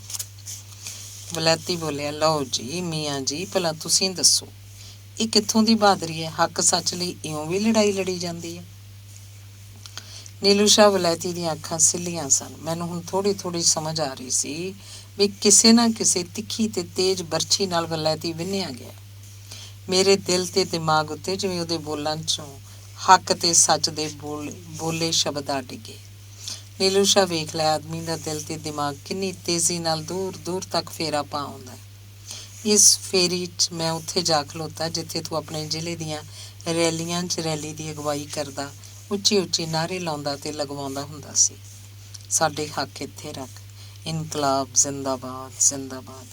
ਜੋ ਰੋਜ਼ੀ ਰੋਟੀ ਦੇ ਨਾ ਸਕੇ ਉਹ ਸਰਕਾਰ ਨਿਕੰਮੀ ਹੈ, ਜੋ ਸਰਕਾਰ ਨਿਕੰਮੀ ਹੈ ਉਹ ਸਰਕਾਰ ਬਦਲਣੀ ਹੈ। ਓਏ ਨੀਲੂ ਸ਼ਾਹ, ਮੈਂ ਤੇਰੀਆਂ ਉਹਨਾਂ ਰੈਲੀਆਂ ਦੇ ਸਮਿਆਂ 'ਚ ਖੜਾ ਸੋਚੀ ਜਾ ਰਿਹਾ ਹੁੰਦਾ ਸੀ ਜਿਨ੍ਹਾਂ ਕਰੋੜਾਂ ਲੋਕਾਂ ਦੇ ਹੱਕ ਖੋਏ ਗਏ ਹਨ। ਉਹ ਤਾਂ ਅਜੇ ਚਿੱਕੜ ਮਿੱਟੀ ਘੱਟੇ ਤੇ ਲੱਖ ਲੱਖ ਪਾਣੀ 'ਚ ਹੀ ਖੜੇ ਨੇ। ਕਰੋੜਾਂ ਲੋਕ ਅਜੇ ਵੀ ਸਿਰਾਂ ਉੱਤੇ ਗੰਦ ਢੋਂਦੇ ਨੇ। ਜਿਨ੍ਹਾਂ ਦੇ ਸਿਰਾਂ ਉੱਤੇ ਸਦੀਆਂ ਤੋਂ ਗੰਦ ਦੀ ਟੋਕਰੀ ਟਿਕਦੀ ਆ ਰਹੀ ਹੋਵੇ, ਉਹ ਭਲਾ ਕਦ ਕਿਵੇਂ ਚੇਤਨ ਬਣਨਗੇ? ਉੱਥੇ ਹੀ ਖੜੇ ਨੇ। ਆ ਕਿਸੇ ਹੋਰ ਨੇ ਹੋਰ ਹੀ ਧੂਤਕੜਾ ਕੁੱਟਣਾ ਆਰੰਭ ਕਰ ਲਿਆ। ਰਿਜ਼ਰਵੇਸ਼ਨ 'ਚ ਇੱਕ ਜਮਾਤ ਅਫਸਰਸ਼ਾਹੀ ਦੀ ਹੋਰ ਪੈਦਾ ਹੋ ਗਈ। ਵਿਚਾਰੇ ਗੰਦ ਚੁੱਕਣ ਵਾਲਿਆਂ ਨੇ ਸਿਰਾਂ ਉੱਤੇ ਗੰਦ ਦੀ ਟੋਕਰੀ ਅਜੇ ਵੀ ਚੁੱਕੀ ਹੋਈ ਹੈ। ਨੀਲੂ ਸ਼ਾਹ, ਮੈਂ ਇਹਨਾਂ ਖਿਆਲਾਂ 'ਚ ਪੂਰੀ ਤਰ੍ਹਾਂ ਰੁੱਝਿਆ ਸਾਂ ਜਦ ਵਲੈਤੀ ਨੇ ਡੁਸਕਦੀ ਆਵਾਜ਼ 'ਚ ਅੱਖਾਂ ਮਲਦਿਆਂ ਆਖਿਆ, ਵੇਖ ਲਓ ਮੀਆਂ ਜੀ, ਅਜੇ ਮੈਂ ਸਕੂਲ 'ਚ ਜਾ ਕੇ ਹਾਜ਼ਰੀ ਲਾ ਕੇ 4 ਮਿੰਟ ਦਮ ਲਿਆ ਸੀ। ਦੂਜੇ ਪਾਸਿਓਂ ਉਦਮੂਲ ਹੈਂ ਕਰਦਾ ਸਾਡੇ 'ਚ ਆ ਖਲੋਤਾ ਤੇ ਬਕਵਾਸ ਮਾਰਦਾ ਹੋਇਆ ਬਕੀ ਜਾਵੇ, ਬੋਲੀ ਜਾਵੇ, ਵੇਖਿਆ ਨਾ ਸਿੰਘਾਂ ਦੇ ਹੋਲੇ ਦਾ ਹੱਥ, ਸਿੰਘਾਂ ਦਾ ਹੋਲਾ ਤਾਂ ਅਜਿਹਾ ਹੀ ਹੁੰਦਾ, ਆਪਣਾ ਗਾਤਰਾ ਹਿਲਾਉਂਦਾ ਉਹ ਗਲੱਕੜੇ ਮਾਰਦਾ ਰਿਹਾ। ਨੀਲੂ ਸ਼ਾਹ, ਵਲੈਤੀ ਦੁਆਰਾ ਦੱਸੇ ਇਹਨਾਂ ਫਿਕਰਿਆਂ ਨੇ ਪਿਛਲੇ ਵਰੇ ਹੋਲੀ ਵਾਲੇ ਦਿਨ ਹੋਏ 30-35 ਨਿਰਦੋਸ਼ ਪੰਜਾਬੀਆਂ ਦੇ ਕਤਲ ਦੀ ਕਹਾਣੀ ਦਾ ਦਰਦਨਾਕ ਦ੍ਰਿਸ਼ ਮੇਰੀਆਂ ਅੱਖਾਂ ਅੱਗੇ ਲੈ ਆਉਂਦਾ। ਨੀਲੂ ਸ਼ਾਹ, ਵਲੈਤੀ ਰੋਈ ਜਾ ਰਿਹਾ ਸੀ ਤੇ ਮੈਂ ਸੋਚੀ ਜਾ ਰਿਹਾ ਸੀ ਉਸ ਘਟਨਾ ਬਾਰੇ ਜਦੋਂ ਆਪਣੇ ਪਿੰਡ ਨਿੱਕੀ ਜਿਹੀ ਸਫੈਦ ਚਾਂਦੀ ਵਰਗੀ ਪਗਡੰਡੀ ਉੱਤੇ ਮੇਰੀ ਘਰ ਵਾਲੀ ਹਾਰੋ ਮੇਰੀ ਨਿੱਕੀ ਜਿਹੀ ਧੀ ਰੱਜੀ ਨੂੰ ਉਂਗਲ ਲਾਈ ਬਾਹਰ ਜੰਗਲ ਪਾਣੀ ਨੂੰ ਜਾ ਰਹੀ ਸੀ। ਸੂਰਜ ਡੁੱਬ ਰਿਹਾ ਸੀ। ਮੈਨੂੰ ਇਸ ਪਿੰਡ 'ਚ ਪਟਵਾਰੀ ਲੱਗ ਕੇ ਆਏ ਨੂੰ ਅਜੇ ਸਾਲ ਕੁ ਹੋਇਆ ਸੀ। ਦਿਨ ਥੋੜ੍ਹੇ ਘਸਮੈਲੇ ਤੇ ਦਿਲ ਕਾਲੇ ਕਾਲੇ ਬਣਨ ਲੱਗ ਪਏ ਸਨ। ਮੈਂ ਆਪਣੇ ਘਰ ਵਾਲੀ ਹਾਰੋ ਉੱਤੇ ਨਿੱਕੀ ਧੀ ਰੱਜੀ ਦੇ ਪਟਵਾਰਖਾਨੇ ਦੀ ਛੱਤ ਉੱਤੇ ਚੜ੍ਹ ਕੇ ਰਾਹ ਵੇਖ ਰਿਹਾ ਸਾਂ। ਮੇਰੀ ਘਰ ਵਾਲੀ ਹਾਰੋ ਤੇ ਰੱਜੀ ਮਲਕੜੇ ਚਿੱਟੀ ਪਗਡੰਡੀ ਉੱਤੇ ਤੁਰੀਆਂ ਆ ਰਹੀਆਂ ਸਨ। ਨੀਲੂ ਸ਼ਾਹ, ਮੈਂ ਆਪਣੀ ਘਰ ਵਾਲੀ ਹਾਰੋ ਤੇ ਧੀ ਰੱਜੀ ਦੀ ਰੌਣਕ 'ਚ ਗੁਆਚਿਆ ਛੱਤ ਉੱਤੇ ਖੜਾ ਸੀ। ਮੇਰੀ ਨਜ਼ਰ ਸ਼ਹਿਰ ਵੱਲ ਜਾਂਦੀ ਪਗਡੰਡੀ ਉੱਤੇ ਪੁੱਜੀ। ਉੱਥੋਂ ਵੀ ਸ਼ਾਇਦ ਹੋਰ ਕਈ ਪਾਂਧੀ ਆ ਰਹੇ ਸਨ। ਸ਼ਹਿਰੋਂ ਜਿਹੜਾ ਵੀ ਪਾਂਧੀ ਪਿੰਡ ਪੁੱਜਦਾ ਅੱਗ ਵਾਂਗ ਮੱਚਦੀ ਧੂੰਏਂ ਵਾਂਗ ਧੁਆਂਖੀ ਜ਼ਹਿਰ ਵਰਗੀ ਕੌੜੀ ਖਬਰ ਲੈ ਕੇ ਆਉਂਦਾ ਸੀ। ਪੰਜਾਬ ਵੰਡਿਆ ਗਿਆ ਸੀ, ਆਜ਼ਾਦੀ ਆ ਚੁੱਕੀ ਸੀ। ਇੱਧਰਲੇ ਪੰਜਾਬ ਵਿੱਚ ਵੀ ਕਿਤੇ ਕਿਤੇ ਕੋਈ ਵਾਰਦਾਤ ਹੋਣ ਲੱਗ ਪਈ ਸੀ। ਇਹ ਕੀ? ਇਹ ਕੌਣ ਸਨ ਜਿਹੜੇ ਮੇਰੀ ਹਾਰੋ ਤੇ ਰੱਜੀ ਉੱਤੇ ਝਪਟ ਪਏ? ਮੈਂ ਪਗਡੰਡੀ ਵੱਲ ਨੰਗੇ ਪੈਰੀਂ ਭੱਜ ਪਿਆ। ਸਾਕੇ ਵਾਲੀ ਥਾਂ ਉੱਤੇ ਪੁੱਜਿਆ। ਝਪਟਣ ਵਾਲਿਆਂ 'ਚੋਂ ਸ਼ਾਇਦ 2-3 ਮੇਰੇ ਵੱਲ ਹੋ ਚੱਲੇ। 3-4 ਮੇਰੀ ਹਾਰੋ ਨੂੰ ਖਿੱਚੀ ਜਾ ਰਹੇ ਸਨ। ਧਾੜਵੀਆਂ 'ਚੋਂ ਇੱਕ ਨੇ ਮੇਰੀ ਨਿੱਕੀ ਰੱਜੋ ਦੇ ਨਿੱਕੇ ਜਿਹੇ ਫੁੱਲ ਵਰਗੇ ਢਿੱਡ ਨੂੰ ਤਿੱਖੇ ਨੇਜ਼ੇ ਨਾਲ ਪਾੜ ਸੁੱਟਿਆ ਸੀ। ਓਏ ਕੰਜਰੋ, ਆਖਦਿਆਂ ਦਿੱਤ ਸਿੰਘ ਨੇ ਆਪਣੀ 3 ਫੁੱਟੀ ਸ੍ਰੀ ਸਾਹਿਬ ਮਿਆਨ 'ਚੋਂ ਕੱਢ ਕੇ ਮੇਰੇ ਵੱਲ ਆਉਣ ਵਾਲਿਆਂ ਉੱਤੇ ਘੁਮਾਉਣੀ ਸ਼ੁਰੂ ਕਰਤੀ। ਜਥੇਦਾਰ ਦਿੱਤ ਸਿੰਘ ਹੁਣ ਬੱਬਰ ਸ਼ੇਰ ਵਾਂਗ ਬੁੱਕ ਰਿਹਾ ਸੀ। ਮੈਂ ਮਿੱਟੀ ਬਣਿਆ ਉੱਥੇ ਖੜਾ ਹੇਠਾਂ ਡਿੱਗ ਪਿਆ। ਜਦੋਂ ਕੁਝ ਕੁ ਹਿੰਮਤ ਹੋਈ, ਉੱਠਿਆ, ਤੁਰਿਆ, ਵੇਖਿਆ ਤੀਜੇ ਚੌਥੇ ਖੇਤ 'ਚ ਤੜਪ ਰਹੀ ਹਾਰੋ ਵੀ ਆਖਰੀ ਸਾਹ ਭਰ ਰਹੀ ਸੀ। ਮੀਆਂ ਫਤਿਹਦੀਨ ਨੇ ਬੜੇ ਕਰਾਰ ਨਾਲ ਆਖਿਆ, ਨੀਲੂ ਸ਼ਾਹ, ਵੇਖ ਲੈ ਇੱਧਰ ਉਦਮੂਲ ਡਰਾਇੰਗ ਮਾਸਟਰ ਤੇ ਉੱਥੇ ਸ਼ਹਿਰ 'ਚ ਤੇਰਾ ਸਹੁਰਾ ਕੀ ਦਾ ਕੀ ਕੁਝ ਬੋਲ ਰਿਹਾ। ਮੈਨੂੰ ਤਾਂ ਭਾਈ ਇਉਂ ਲੱਗਦਾ ਹੈ ਜਿਵੇਂ ਆਪਾਂ ਸਾਰੇ ਹਿੰਦੁਸਤਾਨੀ ਮੰਦਰਾਂ, ਮਸਜਿਦਾਂ, ਗੁਰਦੁਆਰਿਆਂ, ਗਾਤਰਿਆਂ, ਜਨੇਊਆਂ, ਤਿਲਕਾਂ, ਨਮਾਜ਼ਾਂ, ਮੂਰਤੀਆਂ, ਗਿਰਜਿਆਂ ਖਾਤਰ ਹੀ ਜਿਉਂਦੇ ਹੋਈਏ। ਚੰਗਾ, ਚੱਲ ਉੱਠ, ਹੁਣ ਆਪਾਂ ਖਾਣ ਪੀਣ ਦਾ ਕੋਈ ਪ੍ਰਬੰਧ ਕਰੀਏ। ਉਸ ਦਿਨ ਵਲੈਤੀ ਤਾਂ ਦਿਲ ਹੌਲਾ ਕਰ ਭਾਰੀ ਪੈਰਾਂ ਨਾਲ ਤੁਰ ਗਿਆ ਸੀ ਤੇ ਮੈਂ ਭੁੱਖਾ ਭਾਣਾ ਹੀ ਪੈ ਗਿਆ। ਨੀਲਿਆ, ਦਿਲ ਉੱਤੇ ਹੋਏ ਜ਼ਖਮਾਂ ਦੇ ਨਿਸ਼ਾਨਾਂ ਨੇ ਤਾਂ ਕੀ ਉਤਰਨਾ ਹੋਇਆ। ਜ਼ਖਮ ਦੇ ਨਿਸ਼ਾਨ ਤਾਂ ਚਮੜੀ ਉੱਤੋਂ ਵੀ ਨਹੀਂ ਉਤਰਦੇ ਹੁੰਦੇ। ਪਰ ਮਾਸਟਰ ਜੀ ਵੇਖ ਲਓ, ਫਿਰਕਾ ਪ੍ਰਸਤੀ ਜਦੋਂ ਕਿਸੇ ਮਨੁੱਖ ਦੀਆਂ ਅੱਖਾਂ 'ਚ ਉਤਰ ਆਉਂਦੀ ਹੈ ਤਾਂ ਉਹਨੂੰ ਦਿਸਣੋਂ ਪਤਾ ਨਹੀਂ ਕਿਉਂ ਹਟ ਜਾਂਦਾ ਹੈ। ਭਾਈ ਨੀਲੂ ਸ਼ਾਹ, ਪੰਜਾਬ ਦੇ ਦਿਲ, ਦਿਮਾਗ ਤੇ ਸਰੀਰ ਉੱਤੇ ਸੰਨ 47 ਦੇ ਨਿਸ਼ਾਨਾਂ ਨੂੰ ਤਾਂ ਕਦੇ ਵੀ ਕੋਈ ਇਤਿਹਾਸ ਮਿਟਾ ਨਹੀਂ ਸਕੇਗਾ। ਮੀਆਂ ਫਤਿਹਦੀਨ, ਪਟਵਾਰੀ ਨੇ ਆਪਣਾ ਇੱਕ ਫਿਕਰਾ ਇਸ ਲਹਿਜੇ ਨਾਲ ਪੂਰਾ ਕੀਤਾ ਜਿਵੇਂ ਉਹ ਨੀਲੂ ਨੂੰ ਸਿਰ ਸੁੱਟ ਕੇ ਤੁਰਨ ਤੋਂ ਵਰਜ ਰਿਹਾ ਹੋਵੇ। ਨੀਲੂ ਨੇ ਮੀਆਂ ਫਤਿਹ ਵੱਲ ਵੇਖਿਆ ਹੀ ਸੀ ਜਦ ਪਟਵਾਰਖਾਨੇ ਦੇ ਦਰ ਉੱਤੇ ਪੈਰਾਂ ਦੀ ਪਿੜਕ ਪਈ ਨੀਲੂ ਦੀ ਮਾਂ ਜੈਦੀ ਰੋਟੀ ਵਾਲਾ ਥਾਲ ਚੁੱਕੀ ਖੜੀ ਸੀ। ਅੰਗ ਦੂਸਰਾ। ਜੈਦੀ ਮਰਾਸਣ ਨੂੰ ਆਪਣੇ ਹੋਣਹਾਰ ਪੁੱਤ ਨੀਲੂ ਦੀ ਅੱਜ ਕੱਲ੍ਹ ਦੀ ਚੁੱਪ ਗੁੜਪ ਹਾਲਤ ਵੇਖ ਕੇ ਚਿੰਤਾ ਹੋ ਜਾਂਦੀ। ਤੁਪਕਾ ਪਾਣੀ ਨਾਲ ਉਹਦੇ ਘਰ ਦਾ ਭਾੜਾ ਮਸਾਂ ਤਾਂ ਭਰਿਆ ਸੀ। ਜੈਦੀ ਨੂੰ ਕਿੰਨਾ ਕੁਝ ਯਾਦ ਪਿਆ। ਉਹਦਾ ਘਰ ਵਾਲਾ ਜਿਹੜਾ ਕਮਾਈ ਲਈ ਘਰ ਛੱਡ ਕੇ ਬਾਹਰ ਗਿਆ ਸੀ, ਅੱਜ ਤੱਕ ਵੀ ਨਹੀਂ ਸੀ ਮੁੜਿਆ। 30 ਵਰ੍ਹਿਆਂ ਮਗਰੋਂ ਹੁਣ ਤਾਂ ਜੈਦੀ ਨੇ ਆਸ ਦਾ ਦੀਵਾ ਵੀ ਬੁਝਾ ਛੱਡਿਆ ਸੀ। ਜੈਦੀ ਨੇ ਜਦੋਂ ਕਦੇ ਆਪਣੇ ਪੁੱਤ ਨੀਲੂ ਤੋਂ ਕੁਝ ਪੁੱਛਿਆ ਸੀ ਤਾਂ ਬਹੁਤੀ ਵਾਰ ਤਾਂ ਨੀਲੂ ਚੁੱਪ ਹੀ ਧਾਰ ਰੱਖਦਾ, ਪਰ ਜਦੋਂ ਕਦੇ ਉਹ ਖੁੱਲ੍ਹ ਜਾਂਦਾ ਇੰਨਾ ਕੁਝ ਦੱਸ ਜਾਂਦਾ ਜਿਹਦੀ ਜੈਦੀ ਨੂੰ ਕੋਈ ਸਮਝ ਨਹੀਂ ਸੀ ਪੈਂਦੀ। ਅੱਜ ਫੇਰ ਜਦ ਜੈਦੀ ਨੇ ਮਠਿਆਰ ਕੇ ਆਪਣੇ ਪੁੱਤ ਤੋਂ ਪੁੱਛਿਆ, ਵੇ ਪੁੱਤ, ਤੂੰ ਉੱਥੇ ਰਜਵਾਏ ਦੇ ਪਾਣੀ 'ਚ ਪੈਰ ਡੁਬੋ ਕੇ ਕਿੰਨੀ ਦੇਰ ਤੱਕ ਕਿਉਂ ਬੈਠਾ ਰਹਿੰਦਾ? ਪਤਾ ਨਹੀਂ ਗੁਣ ਕਰਦਾ ਕਿਹੜੀਆਂ ਬੁਝਾਰਤਾਂ ਜੀਆਂ ਆਪਣੇ ਨਾਲ ਆਪ ਹੀ ਪਾਉਂਦਾ ਰਹਿੰਦਾ। ਬਾਬੇ ਕਾ ਧਰਮਾਂ ਦੱਸਦਾ ਸੀ ਤੂੰ ਤਾਂ ਕਦੇ ਸਿਰ ਜਿਹਾ ਵੀ ਮਾਰਨ ਲੱਗ ਜਾਂਦਾ ਹੁੰਦਾ, ਜਿਵੇਂ ਕਮਲੇ ਮਾਰਦੇ ਹੁੰਦੇ ਨੇ। ਪੁੱਛਦਿਆਂ ਨੀਲੂ ਦੀ ਮਾਂ ਜੈਦੀ ਦੀਆਂ ਅੱਖਾਂ ਸਿੱਲੀਆਂ ਹੋ ਚੁੱਕੀਆਂ। ਇਹ ਗੱਲ ਸੁਣ ਕੇ ਨੀਲੂ ਨੇ ਆਪਣੀ ਮਾਂ ਜੈਦੀ ਵੱਲ ਬੜੀ ਤਿਉ ਨਾਲ ਵੇਖਿਆ। ਨੀਲੂ ਆਪਣੀ ਮਾਂ ਵੱਲ ਵੇਖੀ ਗਿਆ। ਪੱਥਰ ਅੱਖਾਂ 'ਚ ਜਿਵੇਂ ਕੋਈ ਚਮਕ ਆ ਜਾਂਦੀ ਹੁੰਦੀ ਹੈ। ਤੇ ਫਿਰ ਨੀਲੂ ਖੂਬ ਹੱਸਿਆ। ਹੱਸਦਾ ਚੁੱਪ ਹੋ ਗਿਆ ਤੇ ਫਿਰ ਬੋਲਿਆ, ਹੁਣ ਤਾਂ ਬੇਬੇ ਮੈਨੂੰ ਕੱਲ੍ਹ ਉੱਥੇ ਕੱਸੀ ਕੋਲ ਬੈਠੇ ਨੂੰ ਬਾਬਾ ਜੀ ਵੀ ਮਿਲੇ ਸੀ। ਪਿੰਡ 'ਚ ਹੁਣ ਤਾਂ ਸਾਰੇ ਜੱਕੇਦਾਰ ਦਿੱਤ ਸਿੰਘ ਨੂੰ ਬਾਬਾ ਜੀ ਆਖਦੇ ਆ। ਸ਼ਾਇਦ ਕੁਝ ਕਹਿਣ ਹੀ ਆਏ ਸਨ। ਬੇਬੇ, ਮੈਂ ਉਸ ਵੇਲੇ ਵੀ ਆਪਣੇ ਪੰਜਾਬ ਬਾਰੇ ਸੋਚੀ ਜਾ ਰਿਹਾ ਸੀ। ਵੇਖ ਲੈ ਬੇਬੇ, ਆਪਣੇ ਸਤਲੁਜ ਦਾ ਪਾਣੀ ਜਿਹੜਾ ਝੀਲ ਮਾਨਸਰੋਵਰ ਦੇ ਠੰਡੇ ਬਰਫੀਲੇ ਥਾਂ ਤੋਂ ਨਿਕਲ ਕੇ ਆਉਂਦਾ, ਹੁਣ ਤੱਤਾ ਕਿਉਂ ਹੁੰਦਾ ਜਾਂਦਾ ਹੈ? ਸਤਲੁਜ ਦੇ ਕੰਢੇ ਉੱਤੇ ਝਿਲਮਿਲ ਕਰਦੀ ਜ਼ਿੰਦਗੀ ਨੂੰ ਠੂਠੀ ਜੀ ਕਿਉਂ ਲੱਗਦੀ ਜਾਂਦੀ ਹੈ? ਆਪਾਂ ਸਤਲੁਜ ਦੇ ਇਸ ਪਾਣੀ 'ਚ ਪੰਜਾਬੀ ਭਾਈਚਾਰੇ ਦੀਆਂ ਲੋਥਾਂ ਸੁੱਟੀਆਂ ਸਨ 47 ਵੇਲੇ। ਵੇਖ ਨਾ ਬੇਬੇ, ਸਤਲੁਜ ਦਾ ਪਾਣੀ ਪਾਕਿਸਤਾਨ ਨੂੰ ਜਾਂਦਾ ਹੈ ਨਾ ਬੇਬੇ। ਅਜਿਹਾ ਕੁਝ ਇੱਕ ਦਿਨ ਮੈਂ ਸੋਚੀ ਜਾਵਾਂ। ਬੜੀ ਤਿੱਖੀ ਤਿੱਖੀ ਹਵਾ ਚੱਲ ਪਈ, ਸਾਫ਼ ਠੰਡੀ ਤੇ ਸੋਹਣੀ ਸੋਹਣੀ ਹਵਾ ਉਧਰੋਂ ਪਾਕਿਸਤਾਨ ਵਾਲੇ ਪਾਸਿਓਂ ਆ ਰਹੀ ਸੀ। ਤੇ ਵੇਖ ਲੈ, ਸਤਲੁਜ ਦਾ ਪਾਣੀ ਤਾਂ ਜਾਂਦਾ ਹੀ ਪਾਕਿਸਤਾਨ ਵੱਲ ਹੈ। ਠੰਡਾ ਠੰਡਾ ਸਤਲੁਜ ਦਾ ਪਾਣੀ ਠੰਡੀ ਠੰਡੀ ਪਾਕਿਸਤਾਨ ਵੱਲੋਂ ਆਉਂਦੀ ਪੌਣ। ਬਸ ਬੇਬੇ, ਮੈਂ ਪੌਣ ਤੇ ਪਾਣੀ ਦੇ ਦੋ ਸ਼ਬਦਾਂ 'ਚ ਉਲਝਿਆ ਸੋਚੀ ਜਾਵਾਂ। ਪਾਣੀਆਂ ਦੇ ਵਹਿਣ ਤੇ ਹਵਾ ਦੀ ਤੋਰ ਦੇ ਉਲਟ ਜਾਣ ਵਾਲਾ ਪੁਰਸ਼ ਪਿਆਰਾ ਨਹੀਂ ਹੁੰਦਾ। ਪੌਣਾਂ ਵੰਡੀਆਂ ਨਹੀਂ ਜਾਂਦੀਆਂ ਹੁੰਦੀਆਂ, ਧਰਤੀ ਨੂੰ ਮੱਲੋ ਮੱਲੀ ਵੰਡ ਲਿਆ ਜਾਂਦਾ ਹੈ। ਸੰਨ 47 'ਚ ਪੰਜਾਬੀਅਤ ਨੂੰ ਵੰਡ ਲਿਆ। ਤੇਰੇ ਵਰਗੇ ਗਊ ਗਰੀਬ ਲੋਕਾਂ ਦੇ ਢਿੱਡਾਂ ਉੱਤੇ ਬਰਛੇ ਰੱਖ ਪੰਜਾਬੀਅਤ ਨੂੰ ਜ਼ਖਮੀ ਕਰ ਲਿਆ ਗਿਆ। ਅਜੇ ਵੀ ਸ਼ੈਤਾਨੀਅਤ ਦੀ ਸਿਖਲਾਈ ਤੇ ਸਿੱਖਤ ਸ਼ੁਰੂ ਹੈ। ਬਸ ਬੇਬੇ, ਕੋਈ ਨਾ, ਤੂੰ ਘਬਰਾਇਆ ਨਾ ਕਰ। ਤੇ ਨਾਲੇ ਹੁਣ ਤਾਂ ਇਹ ਆਪਣੇ ਮਰਾਸਪੁਣੇ ਵਾਲਾ ਆਪਣਾ ਜੱਦੀ ਕੰਮ ਛੱਡ ਦੇ। ਇੱਕ ਦਿਨ ਬਾਬਾ ਜੀ ਨੇ ਵੀ ਉੱਥੇ ਖੇਤਾਂ 'ਚ ਰਜਵਾਹ ਉੱਤੇ ਬੈਠੇ ਨੇ ਨੂੰ ਮੈਨੂੰ ਆਖਿਆ ਸੀ, ਭਾਈ ਪੁੱਤਰਾ, ਪੈਰਾਂ ਨੂੰ ਬਹੁਤੀ ਦੇਰ ਪਾਣੀ 'ਚ ਨਾ ਰੱਖਿਆ ਕਰ। ਪੈਰਾਂ ਦੀ ਗਰਮੀ ਸਿਰ ਨੂੰ ਚੜ੍ਹ ਜਾਂਦੀ ਹੁੰਦੀ ਹੈ। ਨਾਲੇ ਪੈਰ ਤਾਂ ਗਰਮੀ ਚੰਗੇ ਹੁੰਦੇ ਨੇ ਤਾਂ ਕਿ ਤੁਰਦੇ ਰਹੀਏ। ਠੰਡਾ ਤਾਂ ਸਿਰ ਰਹਿਣਾ ਚਾਹੀਦਾ ਹੈ ਤਾਂ ਕਿ ਠੀਕ ਸੋਚ ਸਕੀਏ। ਅੱਜ ਕੱਲ੍ਹ ਤਾਂ ਪੰਜਾਬ ਦੇ ਸਿਰ ਪੈਰ ਜਿਵੇਂ ਦੋਨੋਂ ਹੀ ਗਰਮ ਹੋਣ ਤੇ ਗਰਮ ਗਰਮ ਸੋਚਦੇ ਹੋਣ। ਆਖਦਾ ਆਖਦਾ ਜਥੇਦਾਰ ਅਗਾਂਹ ਆਪਣੇ ਖੇਤਾਂ ਵੱਲ ਤੁਰ ਗਿਆ। ਜਥੇਦਾਰ ਦਿੱਤ ਸਿੰਘ ਦੀਆਂ ਆਖੀਆਂ ਇਹਨਾਂ ਗੱਲਾਂ ਨੂੰ ਨੀਲੂ ਕਈ ਦਿਨ ਤੱਕ ਆਪਣੇ ਲੜ ਬੰਨੀ ਤੁਰਦਾ ਫਿਰਦਾ ਰਿਹਾ। ਅੱਜ ਉਹ ਆਪਣੀ ਮਾਂ ਜੈਦੀ ਦੇ ਜਵਾਬ 'ਚ ਠਰਮੇ ਭਰੇ ਲਹਿਜੇ 'ਚ ਬੋਲ ਰਿਹਾ ਸੀ। ਕੋਈ ਨਾ ਬੇਬੇ, ਮੈਂ ਕਮਲਾ ਕੁਮਲਾ ਕੁਝ ਨਹੀਂ। ਭਾਰੀ ਭਾਰੀ ਤਾਂ ਮਨ ਕਦੇ ਕਦੇ ਹੋ ਹੀ ਜਾਂਦਾ ਹੈ। ਜੰਮਣ ਭੋਏ ਜੋ ਠਹਿਰੀ, ਭਲਾ ਜੰਮਣ ਭੋਏ ਲਈ ਦਰਦ ਕਿਵੇਂ ਨਾ ਉੱਠੇ। ਵੇਖ ਨਾ ਬੇਬੇ, ਸ਼ਾਹ ਮੁਹੰਮਦ ਨੇ ਵੀ ਤਾਂ ਕਦੇ ਪੰਜਾਬ ਦੀ ਹਾਰ ਤੇ ਕੀਰ ਨਹੀਂ ਪਾਈ ਸੀ। ਜੈਦੀ ਹੈਰਾਨ ਪਰੇਸ਼ਾਨ ਸੀ ਕਿ ਉਹਦਾ ਪੁੱਤੇ ਕਿਹੋ ਜਿਹੀਆਂ ਅਲਵਲਲੀਆਂ ਜਿਹੀਆਂ ਮਾਰੀ ਜਾਂਦਾ। ਨੀਲੂ ਨੇ ਆਪਣੀ ਭਮੱਤਰੀ ਜੀ ਮਾਂ ਵੱਲ ਵੇਖਦਿਆਂ ਉਹਨੂੰ ਮੁੜ ਸਮਝਾਉਣਾ ਸ਼ੁਰੂ ਕਰ ਦਿੱਤਾ।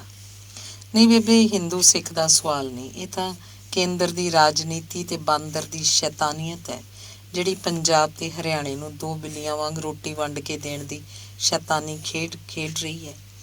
ਇਹਨਾਂ ਦੋਨੋਂ ਹੋਣਹਾਰ ਹਿੱਸਿਆਂ ਦਾ ਇਤਿਹਾਸ ਬੜਾ ਹੋਣਹਾਰ ਹੈ।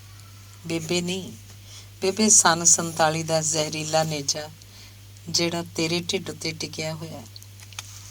ਨੀਲੂ ਅਜਿਹਾ ਕੁਝ ਬੋਲਦਾ ਬੋਲਦਾ ਚੁੱਪ ਕਰ ਗਿਆ। ਪਰ ਦੂਜੇ ਪਾਸੇ ਜੈਦੀ ਦੇ ਅੰਦਰ ਇੱਕ ਇਹ ਖਿਆਲ ਪੱਕ ਰਿਹਾ ਸੀ ਕਿ ਉਹਦੇ ਪੁੱਤ ਦਾ ਦਿਮਾਗ ਜ਼ਰੂਰ ਹਿੱਲ ਗਿਆ। ਪਹਿਲਾਂ ਤਾਂ ਉਹਨੇ ਅਜਿਹਾ ਕਦੇ ਕੁਝ ਨਹੀਂ ਸੀ ਆਖਿਆ। ਇਸ ਤਰ੍ਹਾਂ ਦੇ ਖਿਆਲਾਂ 'ਚ ਡੁੱਬੀ ਜੈਦੀ ਘੱਤ ਕੇ ਵੱਡੇ ਲਾਣੇ ਦੇ ਕਿਸੇ ਮੁੰਡੇ ਦੇ ਮੰਗਣੇ ਦਾ ਸੱਦਾ ਦੇਣ ਲਈ ਪਿੰਡ 'ਚ ਤੁਰ ਗਈ ਸੀ।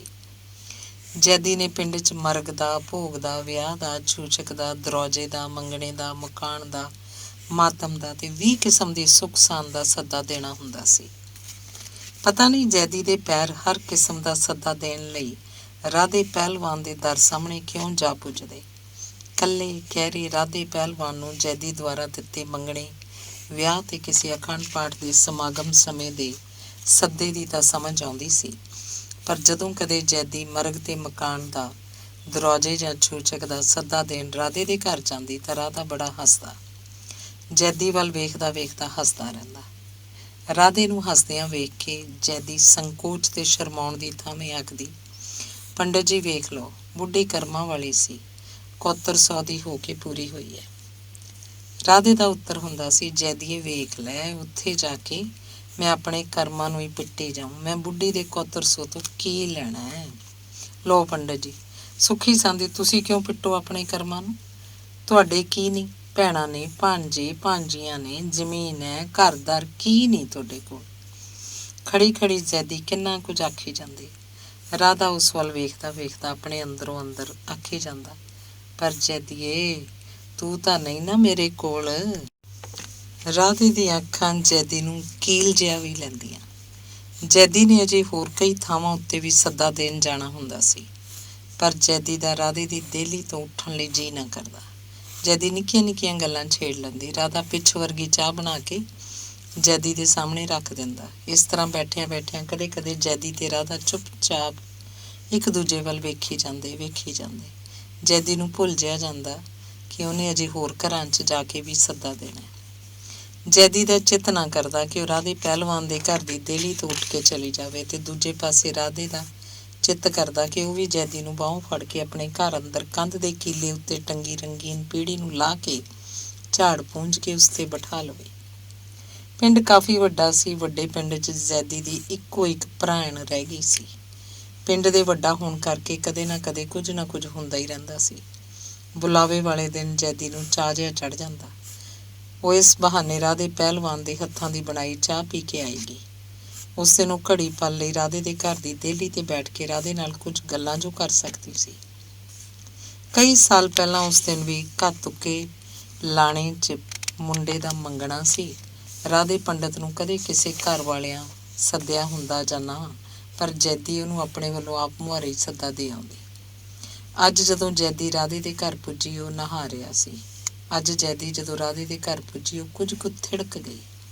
ਜੈਦੀ ਨੇ ਰਾਧੇ ਨੂੰ ਨਹਾਉਂਦਿਆਂ ਵੇਖ ਪੈਰ ਮਲ ਲਏ। ਜੈਦੀ ਉੱਥੇ ਖੜੀ ਖੜੀ ਰਾਧੇ ਦੇ ਗੁੰਦਵੇਂ ਸਰੀਰ ਨੂੰ ਵੇਖਦੀ ਰਹੀ। ਰਾਧੇ ਦੇ ਗੁੰਦਵੇਂ ਪਹਿਲਵਾਨੀ ਸਰੀਰ ਨੂੰ ਵੇਖਦਿਆਂ ਵੇਖਦਿਆਂ ਜੈਦੀ ਆਪਣੇ ਪੇਕੇ ਘਰ ਤੇ ਬਚਪਨ ਸਮੇਂ 'ਚ ਪੁੱਜ ਗਈ। ਜੈਦੀ ਨੂੰ ਤਾਜ਼ੀਆਂ ਦਾ ਚੇਤਾ ਆਇਆ।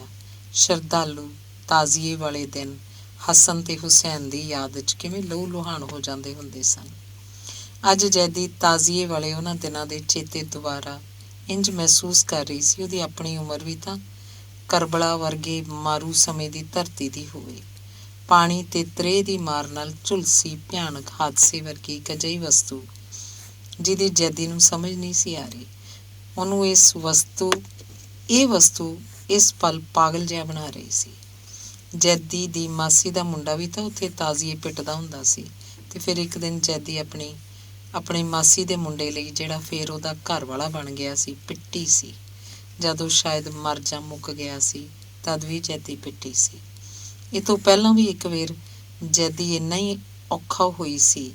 ਉਹਨੂੰ ਆਪਣੀ ਮਾਸੀ ਦੇ ਮੁੰਡੇ ਨਾਲ ਵਿਆਹੇ ਜਾਣਾ ਬੁਰਾ ਲੱਗਿਆ ਸੀ। ਪਹਿਲਾਂ ਉਹ ਭਰਾ, ਫਿਰ ਪਤੀ ਬਣ ਗਿਆ ਸੀ।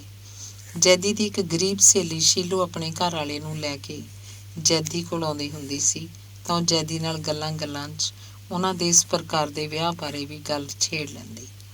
ਜੈਦੀ ਨੂੰ ਵੀ ਆਪਣੇ ਫਿਰਕੇ ਦਾ ਇਹ ਰਿਵਾਜ ਬੜਾ ਭੈੜਾ ਜਾਪਦਾ। ਉਹ ਸੋਚਦੀ ਹੁੰਦੀ ਸੀ, ਪੁਰਾਣੀ ਗੱਲ ਛੱਡ ਕੇ ਨਵੀਂ ਗੱਲ ਵੀ ਤਾਂ ਅਪਣਾਈ ਜਾ ਸਕਦੀ ਹੈ। ਇਸ ਪ੍ਰਕਾਰ ਦੀ ਜੈਦੀ ਅੰਦਰ ਉੱਠੀ ਸੋਚ ਧਾਰਾ ਆਪਣੇ ਅੰਦਰਲੇ ਹੌਕਿਆਂ ਦੀ ਹੁਮਸ ਨਾਲ ਮਰ ਮਿਟ ਜਾਂਦੀ। ਜੈਦੀ ਦੀ ਸੋਚ ਧਾਰਾ ਪੁਰਾਣੇ ਤੇ ਵਿਛੜੇ ਪਲਾਂ ਨੂੰ ਛੱਡ ਕੇ ਨਹਾਉਂਦੇ ਰਾਧੇ ਤੱਕ ਅੱਪੜ ਗਈ। ਨਹਾਉਂਦੇ ਰਾਧੇ ਨੂੰ ਜੈਦੀ ਵੇਖ ਵੇਖ ਸੋਚੀ ਗਈ, ਜੇ ਤਾਜ਼ੀਆਂ ਉੱਤੇ ਇਸ ਰਾਧੇ ਨੂੰ ਪਿੱਟਣਾ ਪਵੇ ਤਾਂ ਇਹਦੀ ਛਾਤੀ ਤਾਂ ਲਹੂ ਵਾਂਗ ਲਾਲ ਹੋ ਜਾਏ। ਇਹਦੀ ਛਾਤੀ 'ਚੋਂ ਬੜਾ ਖੂਨ ਨਿਕਲੇ। ਰਾਧੇ ਦੇ ਮੋਟੇ ਮੋਟੇ ਕੁਕੜੀਆਂ ਵਾਲੇ ਪੱਟਾਂ ਉੱਤੇ ਸੰਗਲਾਂ ਦੀ ਮਾਰ ਨਾਲ ਲਾਲ ਲਹੂ ਦੇ ਨੀਲਾਂ ਦੀਆਂ ਲੰਮੀਆਂ ਲੰਮੀਆਂ ਲਕੀਰਾਂ ਜੈਦੀ ਸੁੰਨ ਜੀ ਖੜੀ ਨਹਾਉਂਦੇ ਰਾਧੇ ਨੂੰ ਦੇਖੀ ਗਈ, ਸੋਚੀ ਗਈ। ਨੀਲ ਦੀਆਂ ਲਕੀਰਾਂ 'ਚ ਗੁਆਚੀ ਯਾਦਾਂ 'ਚ ਡੁਬਕਣੀਆਂ ਜੀਆਂ ਲਾਉਂਦੀ, ਜਦ ਹੁਣ ਖੰਗੂਰਾ ਜਿਹਾ ਮਾਰ ਕੇ ਗਾਂਹ ਵਧੀ। ਰਾਧੇ ਨੇ ਛੇਤੀ ਦੇਣੇ ਮੰਜੇ ਤੇ ਪਏ ਚਾਦਰੇ ਨੂੰ ਚੁੱਕ ਆਪਣੇ ਗਿੱਲੇ ਜਾਂਘੇ ਉੱਤੋਂ ਦੀ ਲਪੇਟ ਲਿਆ। ਜੈਦੀ ਰਾਧੇ ਸਾਹਮਣੇ ਜਾ ਕੇ ਫਿਰ ਚੁੱਪ ਜਿਹੀ ਕਰ ਗਈ। ਨੀਵੀਆਂ ਅੱਖਾਂ ਨਾਲ ਰਾਧੇ ਪਹਿਲਵਾਨ ਦੇ ਸਰੀਰ ਦੀ ਤਸਵੀਰ ਆਪਦੇ ਦਿਲ ਉੱਤੇ ਬਣਾਉਂਦੀ ਰਹੀ। ਜੈਦੀ ਤੇ ਰਾਧੇ ਨੂੰ ਆਪਣੇ ਇਸ ਵਿਹਾਰ ਨੂੰ ਸਮਝਣ 'ਚ ਕੋਈ ਦੇਰ ਨਾ ਲੱਗੀ, ਤੇ ਆਖਰ ਜੈਦੀ ਨੇ ਹੌਲੀ ਹੌਲੀ ਆਵਾਜ਼ 'ਚ ਆਖਿਆ, ਜੀ ਤੁਸੀਂ ਬਾਬਾ ਜੀ ਨੂੰ ਪੁੱਛ ਲਓ। ਬਸ ਇੰਨਾ ਕੁ ਆਖ ਜੈਦੀ ਰਾਧੇ ਪਹਿਲਵਾਨ ਦੇ ਘਰੋਂ ਬਿਨਾਂ ਹੀ ਦੱਸਿਆ ਕਿ ਅੱਜ ਘਾਤੁਕੇ ਲਾਣੇ 'ਚ ਦਿਲਬਾਰੇ ਦੇ ਮੁੰਡੇ ਦਾ ਮੰਗਣਾ ਹੈ, ਬਾਹਰ ਨਿਕਲ ਗਈ। ਉਸ ਦਿਨ ਰਾਧੇ ਪਹਿਲਵਾਨ ਨੂੰ ਰਾਤ ਭਰ ਨੀਂਦ ਨਹੀਂ ਸੀ ਆਈ। ਪਹਿਲਵਾਨ ਦਾ ਉਨੀਂਦੇ ਰਹਿਣਾ ਗਈ ਰਾਤ ਤੱਕ ਪਾਸੇ ਬਦਲਦੇ ਰਹਿਣ ਕਰਕੇ ਮੰਜੇ ਦੀਆਂ ਚਾਰੇ ਚੂੜਾਂ ਢਿੱਲੀਆਂ ਹੋ ਗਈਆਂ। ਰਾਧੇ ਨੂੰ ਕੁਝ ਸਮਝ ਨਹੀਂ ਸੀ ਆ ਰਹੀ ਕਿ ਉਹ ਕੀ ਕਰੇ ਤੇ ਕੀ ਨਾ ਕਰੇ। ਇਸ ਤੋਂ ਪਹਿਲਾਂ ਤਾਂ ਉਹਦੇ ਅੰਦਰ ਅਜਿਹਾ ਕੁਝ ਵੀ ਜਾਗਿਆ ਨਹੀਂ ਸੀ। ਇਹ ਤੋਂ ਪਹਿਲਾਂ ਵੀ ਤਾਂ ਜੈਦੀ ਰਾਧੇ ਨੂੰ ਕਿੰਨੀ ਵਾਰ ਮਿਲਣ ਆਈ ਸੀ। ਜੈਦੀ ਤੇ ਰਾਧੇ ਦੀ ਮਿੱਠੀ ਮਿੱਠੀ ਸਿੱਲੀ ਆਪਸਦਾਰੀ ਤਾਂ ਢੇਰ ਸਾਰੇ ਸਮੇਂ ਤੋਂ ਸੁਲਗਦੀ ਆ ਰਹੀ ਸੀ। ਅੱਜ ਉਹਦੇ ਅੰਦਰੋਂ ਇੱਕ ਹੀ ਸੁੱਤਾ ਪਿਆ ਕੁਝ ਜਾਗ ਪਿਆ। ਸੁੱਤੇ ਨਾਗ ਦੇ ਫਣ ਵਾਂਗ ਕਿਹੜੀ ਵਸਤੂ ਨੇ ਆਪਣਾ ਸਿਰ ਚੁੱਕ ਕੇ ਉਹਨੂੰ ਬੇਤਾਬ ਕਰ ਦਿੱਤਾ ਸੀ। ਬਸ ਹੁਣ ਰਾਧਾ ਪਹਿਲਵਾਨ ਕੁਝ ਨਾ ਕੁਝ ਕਰਦਾ ਹੀ ਰਹਿੰਦਾ।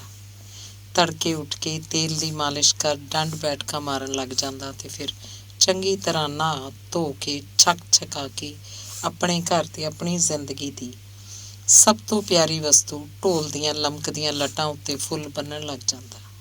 ਲਮਕਦੀਆਂ ਲਟਾਂ ਨਾਲ ਲੋਗੜੀ ਦੇ ਫੁੱਲ ਬੰਨ੍ਹਦਿਆਂ ਗੁਣਗੁਣਾਉਣ ਲੱਗ ਪੈਂਦਾ। ਲੋਗੜੀ ਦਾ ਫੁੱਲ ਬਣ ਕੇ ਤੇਰੀ ਧੌਣ ਤੇ ਲਟਕਦਾ ਜਾਵਾਂ। ਜੈਦੀ ਦੀ ਧੌਣ ਰਾਧੇ ਦੇ ਇਸ਼ਕ ਨੂੰ ਆਵਾਜ਼ ਦੇ ਰਹੀ ਸੀ। ਗੁਣਗੁਣਾਉਂਦਾ ਰਾਧਾ ਸੋਚਦਾ ਰਹਿੰਦਾ ਸੀ ਕਿ ਉਹ ਜਥੇਦਾਰ ਕੋਲ ਕਿਵੇਂ ਜਾਵੇ। ਉਹਨੂੰ ਕਿਵੇਂ ਆਖੇ ਕਿ ਤਾਇਆ ਜੈਦੀ ਦੇ ਸਿਰ ਚੁੰਨੀ ਪਾਉਣੀ। ਦੂਜੇ ਪਾਸੇ ਇਹਨਾਂ ਦਿਨਾਂ 'ਚ ਜੈਦੀ ਰਾਧੇ ਦੇ ਘਰ ਬਿਨਾਂ ਕਿਸੇ ਸੱਦੇ ਤੋਂ ਹੀ ਕਈ ਗੇੜੇ ਮਾਰ ਗਈ ਸੀ।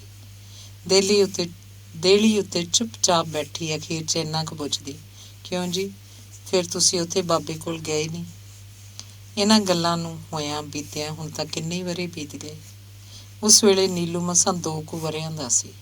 ਉਸ ਦਿਨ ਪਿੰਡ 'ਚ ਇੱਕ ਪਿਆਰਾ ਜਿਹਾ ਸਮਾਜਿਕ ਭੁਚਾਲ ਉੱਠਿਆ ਤੇ ਉਸ ਦਿਨ ਰਾਧੇ ਪੰਡਤ ਦੀ ਅੱਲ ਪੂਰੇ ਤੌਰ ਨੂੰ ਲੈ ਕੇ ਸੱਥਾਂ, ਘਰਾਂ, ਮਹੱਲਿਆਂ, ਮਹਿਫਲਾਂ, ਖੇਤਾਂ, ਬੰਨਿਆਂ, ਖਾਲਾਂ, ਖੂਹਾਂ, ਵਾੜਿਆਂ, ਪਗਡੰਡੀਆਂ ਉੱਤੇ ਭੱਤਾ ਢੋਣ ਵਾਲੀਆਂ ਤ੍ਰੀਮਤਾਂ 'ਚ ਚਰਚਾ ਚੱਲਦੀ ਰਹੀ ਸੀ।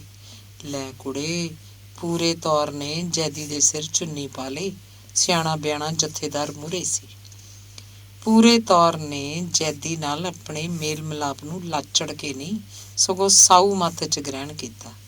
ਰਾਧੇ ਦੀਆਂ ਬਾਹਰ ਰਹਿੰਦੀਆਂ ਭੈਣਾਂ ਤੱਕ ਤਾਂ ਗੱਲ ਉੱਪੜਦਿਆਂ ਹੀ ਉੱਪੜਨੀ ਸੀ। ਇੰਜ ਗੱਲ ਕਾਟੋ ਕਲੇਸ਼ ਤੋਂ ਬਚੀ ਰਹੀ। ਜੈਦੀ ਨੂੰ ਜਿਵੇਂ ਹੁਣ ਕੋਈ ਨਵੀਂ ਜ਼ਿੰਦਗੀ ਮਿਲ ਗਈ ਹੋਵੇ। ਰਾਧੇ ਅੰਦਰਲੇ ਸੁੱਤੇ ਨਾਗ ਨੂੰ ਹੁਣ ਨਵੀਂ ਬੀਣ ਦੇ ਰਾਗ ਨੇ ਕੀਲ ਲਿਆ ਸੀ। ਇਹਨਾਂ ਗੱਲਾਂ ਨੂੰ ਹੋਇਆਂ ਬੀਤਿਆਂ ਹੁਣ ਤਾਂ ਕਿੰਨੇ ਵਰ੍ਹੇ ਬੀਤ ਗਏ ਸੀ। ਉਸ ਵੇਲੇ ਨੀਲੂ ਅਜੇ ਮਸੇ ਪੌਣੇ 2 ਕੁ ਵਰ੍ਹਿਆਂ ਦਾ ਸੀ। ਵਿਚਕਾਰਲੇ ਸਮੇਂ 'ਚ ਜੈਦੀ ਦੀ ਕੁੱਖੋਂ ਰਾਧੇ ਦੇ 2 ਪੁੱਤ ਵੀ ਜਨਮੇ ਸੀ। ਰਾਧੇ ਦਾ ਜੈਦੀ ਨੂੰ ਜਦ ਪਹਿਲਾ ਬੱਚਾ ਜਨਮਿਆ ਸੀ, ਰਾਧੇ ਨੇ ਉਹਦੀ ਛਟੀ ਤੇ ਸਾਰੇ ਪਿੰਡ ਨੂੰ ਰੋਟੀ ਵੀ ਕੀਤੀ ਸੀ। ਇਸ ਸਮੇਂ ਵਿਚਕਾਰ ਇੱਕ ਵੱਡੀ ਗੱਲ ਇਹ ਵੀ ਹੋਈ ਸੀ ਕਿ ਨੀਲੂ ਭਰ ਜਵਾਨੀ ਦੀ ਉਮਰ 'ਚ ਆਪਣੇ ਬਾਪੂ ਰਾਧੇ ਪੰਡਤ ਦੇ ਢੋਲ ਨੂੰ ਲੈ ਕੇ ਭੰਗੜੇ ਦੀ ਇੱਕ ਟੀਮ ਦਾ ਢੋਲਚੀ ਬਣ ਕੇ ਬਾਹਰਲੇ ਦੇਸ਼ ਵੀ ਹੋ ਆਇਆ ਸੀ। ਬਾਹਰਲੇ ਦੇਸ਼ੋਂ ਆਉਣ ਸਾਰ ਉਹਨੇ ਆਪਣੇ ਸਾਰੇ ਇਨਾਮ ਖਨਾਮ ਜਥੇਦਾਰ ਦੇ ਪੈਰਾਂ 'ਚ ਰੱਖਦੇ ਸੀ। ਨੀਲੂ ਨੇ ਆਪਣੀ ਮਾਂ ਜੈਦੀ ਤੇ ਰਾਧੇ ਪੰਡਤ ਨੂੰ ਆਖਿਆ ਸੀ, ਲਓ ਆਪ ਪਸ਼ਮੀਨੇ ਦੀ ਗਰਮ ਚਿੱਟੀ ਲੋਈ ਬਾਬਾ ਜੀ ਨੂੰ ਪਹਿਨਾਓ। ਰਾਧੇ ਤੇ ਜੈਦੀ ਨੇ ਪਸ਼ਮੀਨੇ ਦੀ ਗਰਮ ਚਾਦਰ ਬੜੇ ਚਾਅ ਭਰੇ ਦਿਲ ਤੇ ਕੰਬਦੇ ਹੱਥਾਂ ਨਾਲ ਜਥੇਦਾਰ ਦਿੱਤ ਸਿੰਘ ਦੇ ਮੋਢਿਆਂ ਤੇ ਰੱਖੀ ਸੀ।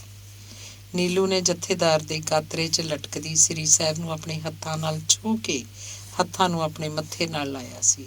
ਇਸ ਮੋਹ ਨਾਲ ਜਥੇਦਾਰ ਦਾ ਮੁਹਾਂਦਰਾ ਜੁੱਸੇ, ਜੋਸ਼ ਤੇ ਜ਼ਿੰਦਗੀ ਦੀ ਲਾਲੀ ਨਾਲ ਲਾਲ ਹੋ ਉੱਠਿਆ ਸੀ। ਜਥੇਦਾਰ ਨੇ ਸੋਚਿਆ, ਜ਼ਿੰਦਗੀ ਦੇ ਕਾਤਲ ਹੋਣ ਤੇ ਜ਼ਿੰਦਗੀ ਜਿਉਣ 'ਚ ਮਦਦਗਾਰ ਹੋਣ 'ਚ ਕਿੰਨਾ ਫਰਕ ਹੈ। ਹੁਣ ਤੱਕ ਨੀਲੂ ਨੂੰ ਕਦੇ ਵੀ ਆਪਣੀ ਮਾਂ ਜੈਦੀ ਦਾ ਰਾਧੇ ਨਾਲ ਮਿਲ ਕੇ ਰਹਿਣਾ ਉਪਰਾ ਨਹੀਂ ਸੀ ਲੱਗਿਆ। ਪੂਰੇ ਤੌਰ ਨੇ ਨੀਲੂ ਤੇ ਜੈਦੀ ਨੂੰ ਕਦੇ ਇਹ ਮਹਿਸੂਸ ਹੀ ਨਹੀਂ ਹੋਣ ਦਿੱਤਾ ਸੀ ਕਿ ਉਹ ਪੰਡਤ ਹੈ ਤੇ ਉਹ ਮੁਸਲਮਾਨ ਹਨ। ਨੀਲੂ ਨੇ ਤਾਂ ਸਗੋਂ ਇੱਕ ਦਿਨ ਫਤਿਹਦੀਨ ਪਟਵਾਰੀ ਦੇ ਆਖੇ ਇਹਨਾਂ ਸ਼ਬਦਾਂ ਕਿ ਜ਼ਿੰਦਗੀ ਨੂੰ ਈਸਾਈ, ਮੁਸਲਮਾਨ, ਸਿੱਖ, ਪਾਰਸੀ, ਯਹੂਦੀ ਜਾਂ ਹਿੰਦੂ ਹੋਂਦ ਦੀ ਲੋੜ ਨਹੀਂ ਹੁੰਦੀ।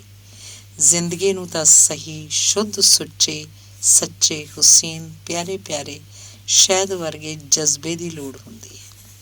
ਨੂੰ ਇੱਕ ਪੋਸਟਰ ਉੱਤੇ ਸੋਹਣੇ ਸੋਹਣੇ ਰੰਗਾਂ ਨਾਲ ਲਿਖ ਕੇ ਆਪਣੇ ਘਰ ਦੀ ਕੱਚੀ ਕੰਧ ਉੱਤੇ 4 ਮੇਖਾਂ ਨਾਲ ਸਜਾ ਦਿੱਤਾ ਸੀ। ਜੈਦੀ, ਰਾਧੇ ਤੇ ਨੀਲੂ ਅੰਦਰ ਸ਼ਹਿਦ ਵਰਗੇ ਮਿੱਠੇ ਮਿੱਠੇ ਜਜ਼ਬੇ ਜਨਮਦੇ ਰਹਿੰਦੇ।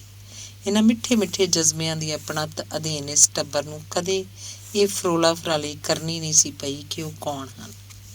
ਕਦੇ ਕਦੇ ਜੈਦੀ ਪਿੰਡ ਵਾਲੇ ਪੀਰ ਦੇ ਮਜ਼ਾਰ ਤੇ ਚਿਰਾਗ ਵੀ ਲਾ ਆਉਂਦੀ।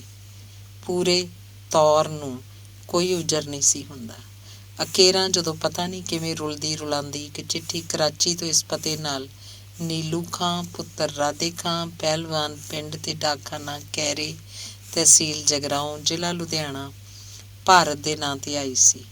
ਤਦ ਵੀ ਪੰਡਤ ਰਾਧੇ ਨੇ ਭੋਰਾ ਭਰ ਵੀ ਬੁਰਾ ਨਹੀਂ ਮਨਾਇਆ ਸੀ। ਸਗੋਂ ਜੈਦੀ ਪੰਡਤ ਰਾਧੇ ਖਾਂ ਆਖ ਰਾਧੇ ਪਹਿਲਵਾਨ ਨਾਲ ਮਸ਼ਗੂਲਾਂ ਕਰਦੀ ਰਹੀ ਸੀ। ਪੂਰੇ ਤੌਰ ਦੇ ਆਪਣੇ ਖੂਨ 'ਚੋਂ ਪੈਦਾ ਹੋਏ ਦੋਨਾਂ ਪੁੱਤਰਾਂ ਦੇ ਜਲਦੀ ਪੂਰੇ ਹੋ ਜਾਣ ਮਗਰੋਂ ਪੂਰੇ ਤੌਰ ਨੇ ਜਦੋਂ ਆਪਣੀ ਜ਼ਮੀਨ ਨੀਲੂ ਖਾਂ ਦੇ ਨਾਂ ਲਿਖਵਾਈ ਸੀ ਤਾਂ ਉਸ ਵੇਲੇ ਵੀ ਪਟਵਾਰੀ ਮੀਆਂ ਫਤਿਹਦੀਨ ਨੇ ਰੋਜ਼ਨਾਮਚੇ 'ਚ ਇੰਦਰਾਜ਼ ਭਰਦਿਆਂ ਲਿਖਿਆ ਸੀ, ਨੀਲੂ ਖਾਂ ਗੋਦੀ ਲੈਤਾ ਪੁੱਤਰ ਪੰਡਤ ਰਾਧਾ ਰਾਮ ਪਹਿਲਵਾਨ ਸਕਨਾ ਕੈਰੀ, ਤਹਿਸੀਲ ਜਗਰਾਉਂ, ਜ਼ਿਲ੍ਹਾ ਲੁਧਿਆਣਾ। ਜੈਦੀ ਦੇ ਘਰ ਇੱਕ ਦਿਹਾੜਾ ਜਿਹਾ ਆਇਆ ਜਿਸ ਦਿਨ ਉਹਨੂੰ ਇੰਝ ਲੱਗਿਆ ਜਿਵੇਂ ਅੱਜ ਆਕਾਸ਼ 'ਚ ਇੱਕ ਨਹੀਂ ਸਗੋਂ ਕਈ ਸੂਰਜ ਚੜ੍ਹ ਗਏ ਹੋਣ। ਇਹਨਾਂ ਸੂਰਜਾਂ ਦਾ ਚਾਨਣ ਉਹਦੇ ਵਿਹੜੇ ਖਿਲਰ ਰਿਹਾ ਹੋਵੇ।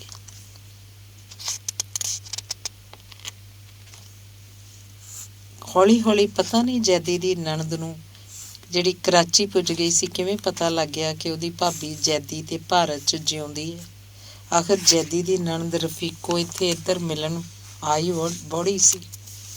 ਰਫੀਕੋ ਆਪਣੇ ਗੱਭਰੂ ਹੋ ਚੁੱਕੇ ਭਤੀਜੇ ਨੀਲੂ ਖਾਂ ਨੂੰ ਮੁੜ ਮੁੜ ਦੁਲਾਰਦੀ ਤੇ ਪਿਆਰਦੀ ਹੋਈ ਉਹ ਕਿੰਨੀ ਖੁਸ਼ ਸੀ ਕਿ ਉਹਦੇ ਭਰਾ ਦੇ ਘਰ ਦੀ ਵੇਲ ਬਚੀ ਹੋਈ ਹੈ। ਨੀਲੂ ਖਾਂ 'ਚੋਂ ਰਫੀਕੋ ਨੂੰ ਆਪਣੇ ਭਰਾ ਦੇ ਨੈਣ ਨਕਸ਼ਾਂ ਦਾ ਜਦ ਸਾਫ਼-ਸਾਫ਼ ਝੌਲਾ ਪੈਂਦਾ ਤਾਂ ਉਹਦੀਆਂ ਸਿੱਲੀਆਂ ਅੱਖਾਂ ਆਪਣੇ ਵਿਛੜ ਚੁੱਕੇ ਭਰਾ ਲਈ ਤੜਪ ਉੱਠਦੀਆਂ। ਜੈਦੀ ਵੀ ਆਪਣੀ ਨਣਦ ਨਾਲ ਡੁਸਕਣ ਲੱਗ ਜਾਂਦੀ। ਰਫੀਕੋ ਨੇ ਸ਼ਹਿਰੋਂ ਫੋਟੋਗ੍ਰਾਫਰ ਨੂੰ ਸੱਦ ਕੇ ਦਰਜਨਾਂ ਫੋਟੋਆਂ ਖਿਚਵਾਈਆਂ ਸੀ ਤੇ ਫਿਰ ਉਹ ਇੱਕ ਦਿਨ ਇਹਨਾਂ ਸਾਰੀਆਂ ਯਾਦਾਂ, ਫੋਟੋਆਂ ਤੇ ਆਪਣੀ ਜੰਮਣ ਭੋਏ ਪੰਜਾਬ ਦੀ ਮਹਿਕ ਨੂੰ ਮੁੜ ਆਪਣੀ ਧੜਕਣ 'ਚ ਪਾ ਪਾਕਿਸਤਾਨ ਤੁਰ ਗਈ ਸੀ। ਆਪਣੇ ਪੇਕੇ ਪਿੰਡ 'ਚੋਂ ਜਾਣ ਲੱਗਿਆ ਉਸ ਦਿਨ ਰਫੀਕ ਨੂੰ ਇੰਝ ਲੱਗਿਆ ਸੀ ਉਹਦੀ ਜਨਮ ਭੂਮੀ ਪੰਜਾਬ ਨੂੰ ਇੱਕ ਵਾਰ ਫੇਰ ਵੰਡਿਆ ਜਾ ਰਿਹਾ ਹੋਵੇ। ਪਿਛਲੀ ਰਾਤ ਪਾਕਿਸਤਾਨ ਜਾਣ ਤੋਂ ਪਹਿਲਾਂ ਰਫੀਕਾ ਨੂੰ ਵੰਡ ਵੇਲੇ ਦੀ ਧੁੰਦਲੀ ਜਿਹੀ ਯਾਦ ਆਈ। ਉਦੋਂ 7-8 ਵਰ੍ਹਿਆਂ ਦੀ ਤਾਂ ਸੀ। ਮਲੇਰਕੋਟਲੇ ਆਪਣੇ ਨਾਨਕੇ ਘਰ ਜਾਣ ਕਰਕੇ ਬਚ ਗਈ ਸੀ।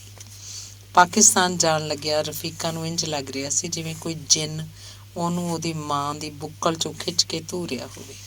ਉਹਨੂੰ ਉਹਦੇ ਮਾਪਿਆਂ ਦੀ ਗਲਵੱਕੜੀ 'ਚੋਂ ਖੋਹ ਕੇ ਲੈ ਜਾਣ ਵਾਲੀ ਜਿੰਨ ਰਾਜਨੀਤੀ ਦਾ ਰਫੀਕਾ ਨੂੰ ਪਤਾ ਨਹੀਂ ਸੀ। ਜਦੋਂ ਤੱਕ ਰਫੀਕਾ ਇੱਥੇ ਰਹੀ ਰਾਧੇ ਨੇ ਸ਼ਿਵ ਦੁਆਲੇ ਤੋਂ ਬਾਹਰ ਪੈਰ ਨਹੀਂ ਸੀ ਰੱਖਿਆ। ਘਰ ਤਾਂ ਉਹ ਸੌਣਾ ਹੀ ਕੀ ਸੀ। ਸ਼ਿਵ ਦੁਆਲੇ ਦੇ ਸਾਧੂ ਨੇ ਇੱਕ ਦੋ ਵਾਰ ਰਾਧੇ ਨਾਲ ਮਲਿਤਨਿੰਗ ਆਖ ਕੇ ਜੈਦੀ ਦੀ ਗੱਲ ਤੋਰਨੀ ਚਾਹੀ ਤਾਂ ਪਹਿਲਵਾਨ ਨੇ ਉਹਦੇ ਮੂੰਹ ਤੇ ਹੱਥ ਰੱਖਤਾ ਸੀ। ਜੈਦੀ ਰਾਧੇ ਕੋਲ ਜਦ ਵੀ ਗਈ ਸੀ ਤਾਂ ਉਹਨੇ ਜੈਦੀ ਨੂੰ ਜਿਹੜੇ 10 ਵੀ ਉਸ ਕੋਲ ਹੁੰਦੇ ਦੇ ਕੇ ਵਾਪਸ ਕਰ ਦਿੱਤਾ ਸੀ।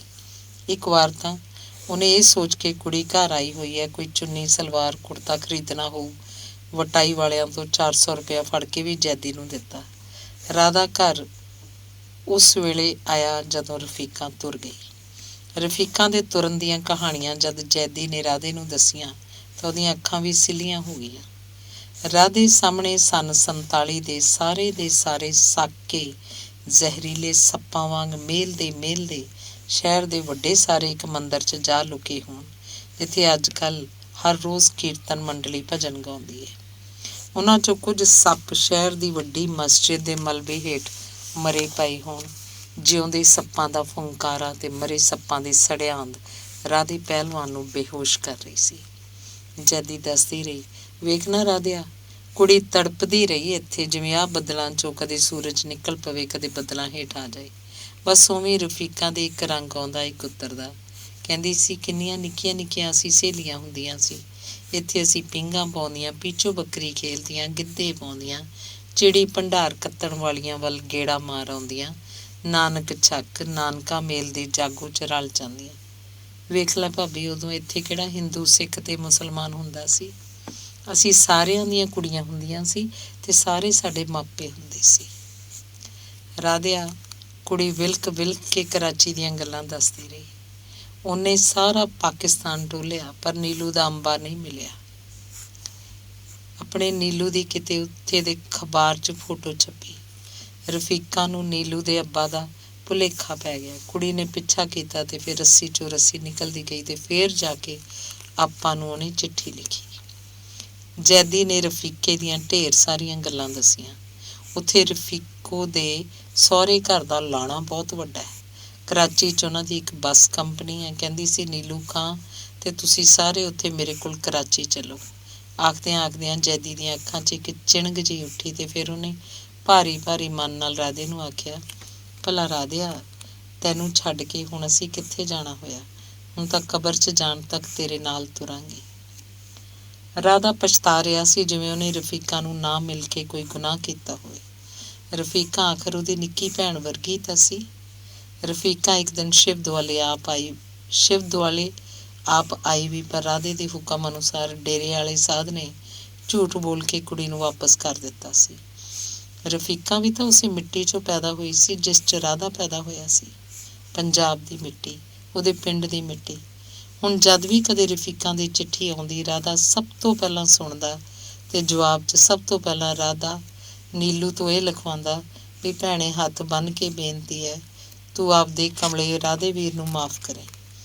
ਰਾਧਾ ਨੀਲੂ ਤੋਂ ਇਹ ਸ਼ਬਦ ਲਿਖਵਾ ਕੇ ਉਸ ਤੋਂ ਪੜ੍ਹਾ ਕੇ ਸੁਣਦਾ ਜਿਵੇਂ ਉਹ ਆਪਣੀ ਗਲਤੀ ਉੱਤੇ ਮੁੜ ਮੁੜ ਪਛਤਾਵਾ ਕਰ ਰਿਹਾ ਹੋਵੇ। ਅੰਗ ਤੀਸਰਾ। ਨੀਲੂ ਅੱਜ ਫੇਰ ਆਪਣੇ ਪਿੰਡ ਦੇ ਉਤਲੇ ਪਾਸੇ ਵਾਲੇ ਬੰਨੇ ਦੀ ਇੱਕ ਉੱਚੀ ਸਾਰੀ ਵੱਟ ਤੇ ਬੈਠਾ ਸੀ। ਵੱਟ ਦੇ ਹੇਠਲੇ ਪਾਸੇ ਨੀਲੂ ਨੂੰ ਅੱਜ ਫੇਰ ਆਪਣੇ ਪਿੰਡਾਂ ਦੇ ਚੌਲਾਂ ਦੇ ਹਰੇ ਹਰੇ ਖੇਤਾਂ 'ਚ 2-3 ਚਿੱਟੇ ਚੂਨੇ ਵਰਗੇ ਬਗਲੇ ਦਿਸੇ। ਇਹ ਬਗਲੇ ਹਰੇ ਹਰੇ ਚੌਲਾਂ ਦੇ ਖੇਤਾਂ ਦੇ ਪਾਣੀ 'ਚ ਖੜੇ ਚਿੱਟੇ ਬਗਲਿਆਂ ਦੇ ਚਿੱਟੇ ਰੰਗ ਤੋਂ ਚਿੱਟੇ ਕੱਪੜਿਆਂ ਵਾਲੇ ਪੁਰੋਤਾਂ, ਪਾਦਰੀਆਂ, ਜੈਨੀਆਂ, ਭਾਈ ਜੀਆਂ ਤੇ ਮੌਲਵੀਆਂ ਤੱਕ ਪੁੱਜ ਗਏ। ਮੰਦਰਾਂ, ਮਸਜਿਦਾਂ, ਗਿਰਜਿਆਂ, ਗੁਰਦੁਆਰਿਆਂ ਦਾ ਚਿੱਟਾ ਰੰਗ ਵੀ ਨੀਲੂ ਦੇ ਖਿਆਲਾਂ 'ਚ ਆ ਗਿਆ। ਨੀਲੂ ਦੇ ਖਿਆਲਾਂ ਦੀ ਖੋਜ ਉੱਥੇ ਤੱਕ ਜਾ ਪੁੱਜੀ ਜਿੱਥੇ ਇਹਨਾਂ ਚਿੱਟੇ ਰੰਗ ਦੀਆਂ ਵਸਤਾਂ ਨੇ ਇਤਿਹਾਸ, ਸਮਾਜ, ਅਰਥ ਤੇ ਰਾਜਨੀਤੀ 'ਚ ਕਿੰਨੀ ਕਾਲਖ ਖਿਲਾਰੀ ਹੋਈ ਹੈ। ਚਿੱਟੀਆਂ ਇਹਨਾਂ ਵਸਤਾਂ ਰਾਹੀਂ ਖਿਲਾਰੀ ਕਾਲਖ ਤੇ ਸਿਆਹੀ ਪ੍ਰਤੀ ਸੋਚਦਿਆਂ ਨੀਲੂ ਨੂੰ ਜਿਵੇਂ ਹੱਥੂ ਜਿਹਾ ਆ ਗਿਆ ਹੋਵੇ। ਇਸ ਹੱਥੂ ਨਾਲ ਉਹਦੀਆਂ ਅੱਖਾਂ ਸਿੱਲੀਆਂ ਜੀਆਂ ਹੋ ਗਈਆਂ।